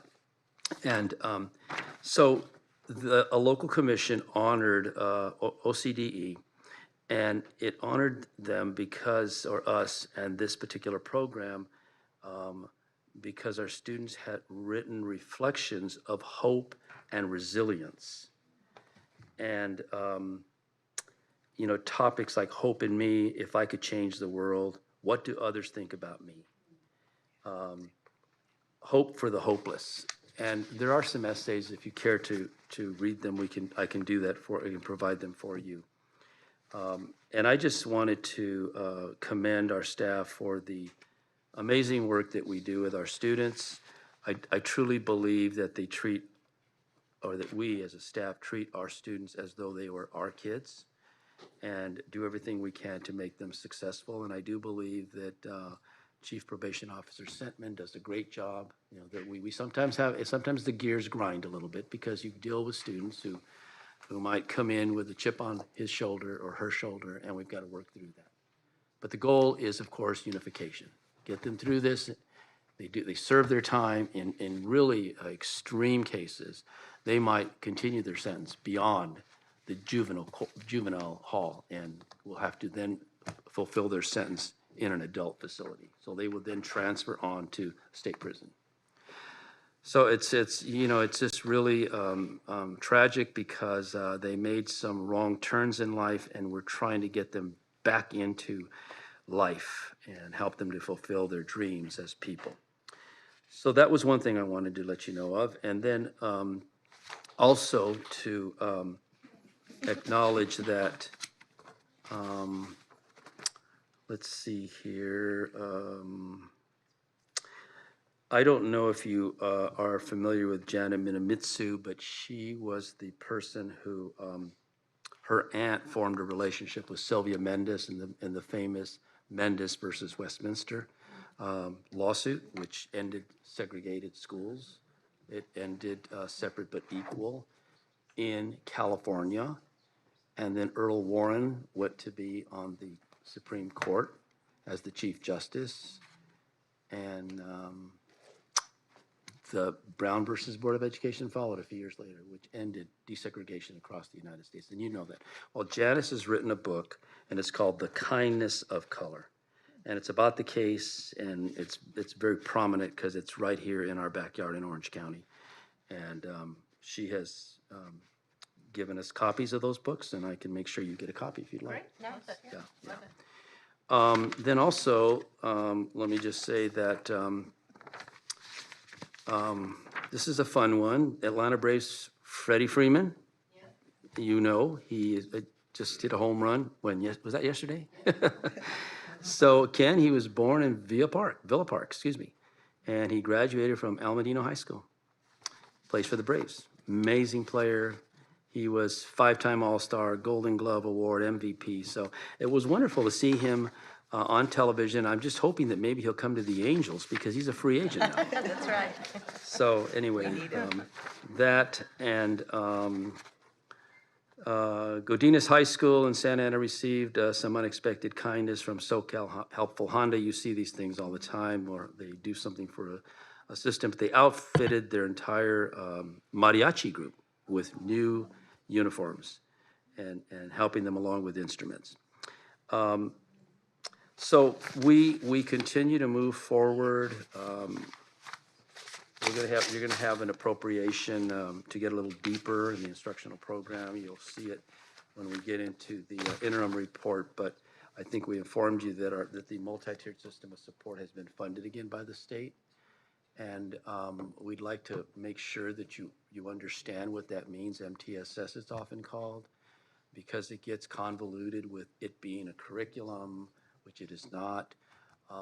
It's really a framework is what it is to really help districts understand, what are the things that are necessary in a comprehensive instructional program. And some students need a little help, and they do well in schools. Some need a little more, and then some need a lot of help. So how do you structure that experience in a classroom to make sure that nobody falls between the cracks and that nobody disengages from school? And it's very much rooted not only in what is good pedagogy, but also parental engagement. So that's all I have for my reports for right now. Great, thank you. Deputy Superintendent? Yes, ma'am. And just point of clarification, Dr. Maharas, I received a thing while you were talking. There was a press release on the announcement of the new superintendent for Tustin, but the board doesn't take action until November 15th. That's what I thought, yeah. So I thought they had not quite I approved just wanted it. to make sure Thank that. you. That's But they what- did, yeah. the board did their selection Yep, and they yep. did. They just have to vote. Yeah. You know what, and can I say one more thing? I wanted to give a salute to Tim Shaw, because from day one, his decorum with staff, and you heard him call that out, has been very collegial. He has been really thoughtful and kind in his interaction with our staff, so I really appreciated that. Most definitely. Thank you. So I mentioned that the next board meeting would be Wednesday, December 1st at 5 p.m. Submission deadline is November 12th. For the second meeting, we will be polling you, and the dates that we're looking at are the 8th or the 9th of December. That would get you a week before the 15th, which is the deadline that you're trying to reach. So Daru can reach out to you in the morning, unless you all have your calendars now, with regards to that. But those are the two dates. It would be What the dates are following you- Wednesday is the 8th. The 8th works for me. The 9th, I have a 5:30 already. I would have to move that if. The 8th works for you, Becky? The 8th and the 9th both work. I'll make them work. Lisa was just telling us that she's not going to be back till the 12th. But I can zoom in for both those meetings. Okay. You have good internet? Hope so. Where will you be? Think so. Madrid. Oh, late, yeah. Yeah, I should be fine. So are you good the 8th, Ken? Does Take a the 8th nap. work? Yeah, I know. Yeah, I'm good for I'm good anytime. All right, so why don't we do the 8th if Yeah. everybody is agreeable? I can do either. Okay, Okay, so we'll confirm the 8th. and we're thinking 5 o'clock, just so I'm gonna mark it off here. Is that what we're thinking? Yes, ma'am. Okay. Okay. And then, as a reminder, our office will be closed next Thursday, November 11th for Veterans Day. And we'll also be closed on November 25th and 26th for the Thanksgiving holiday. And that's why your board packets will be going out just prior to Thanksgiving, so that we can, And the deadline for November is what again? November 12th. November 12th. For the Okay. 1st.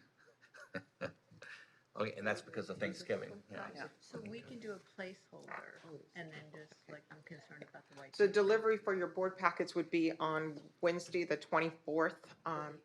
Everybody Okay. gonna be in town? November Yes. 24th? Yes. Yeah. Okay, just Yeah. making sure so that we had to make any adjustments. And then Renee, you have one. Okay. All right. Yeah, I realize it'd be so early. I wanted to share with you just a couple items. Next meeting, you will be seeing the first draft of a new funding that we will be receiving that we hadn't quite counted on, so we'll give you that. It's on an expanded learning. Also, we did receive some COVID mitigation funds that we hadn't counted originally in our budget that we would spend over 2 years, and so you will see that next month at the first interim, and that is $17 million. And so part of that was because county offices didn't get the protection for ADA. And so because we still run the largest state program, we got a bigger chunk of the county pie. And which program is that?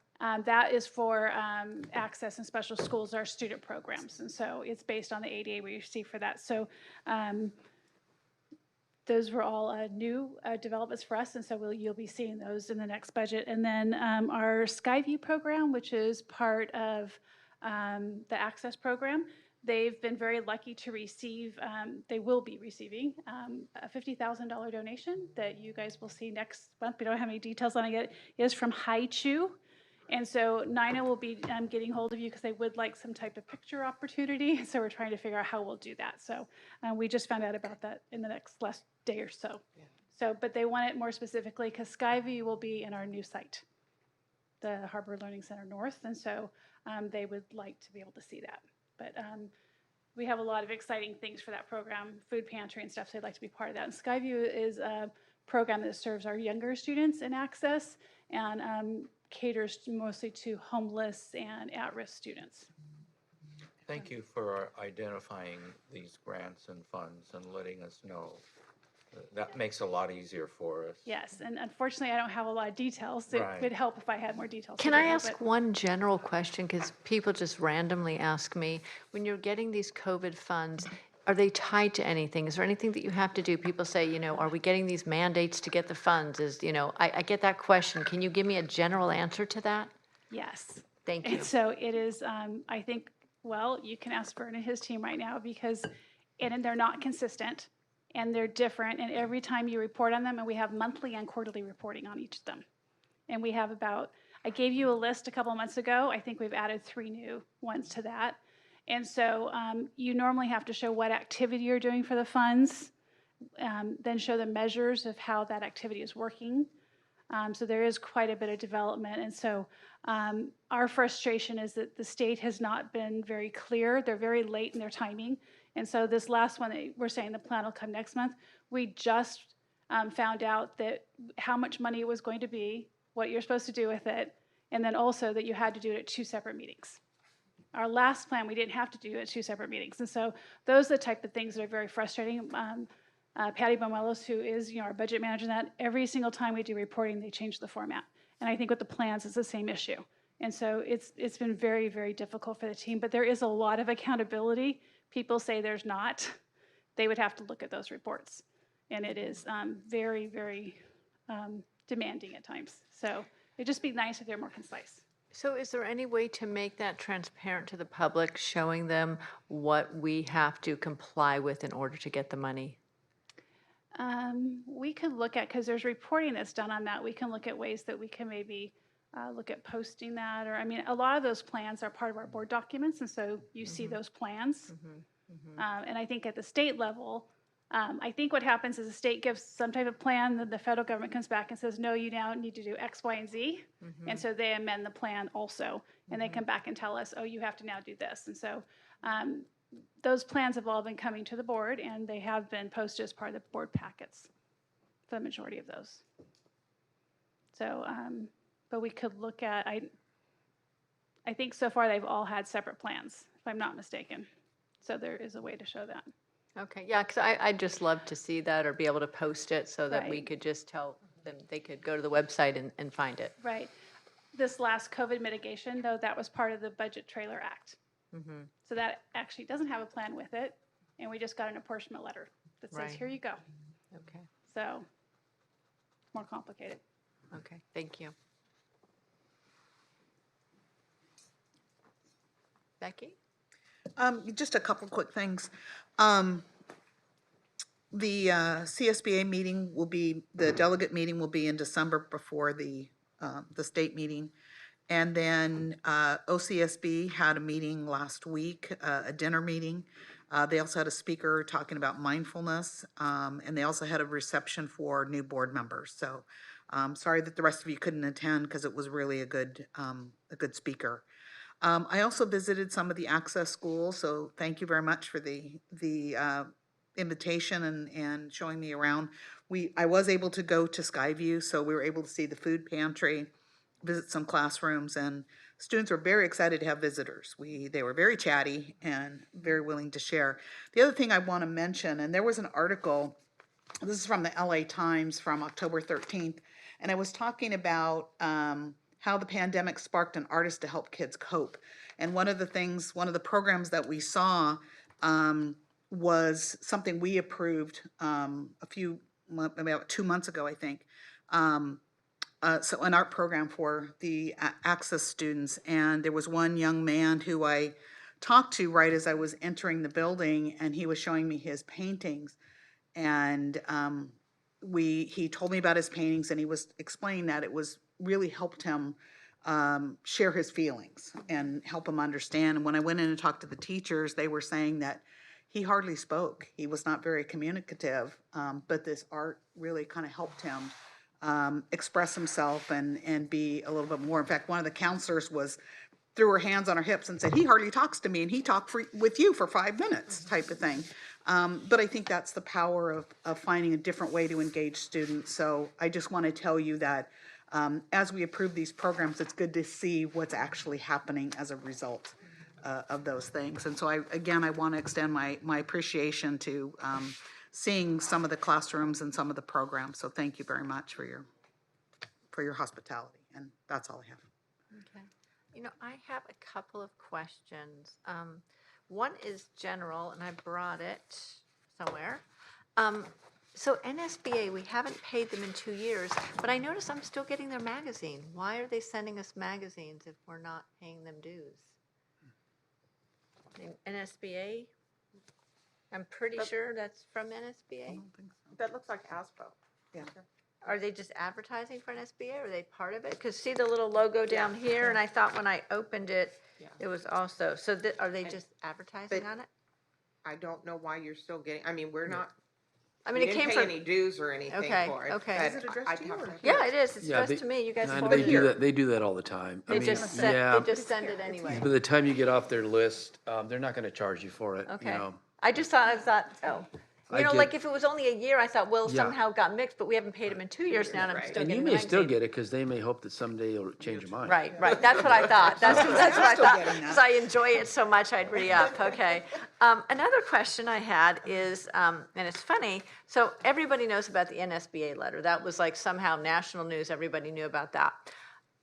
It came to me through a friend who heard through a reporter that actually CSBA did a similar thing to Governor Newsom.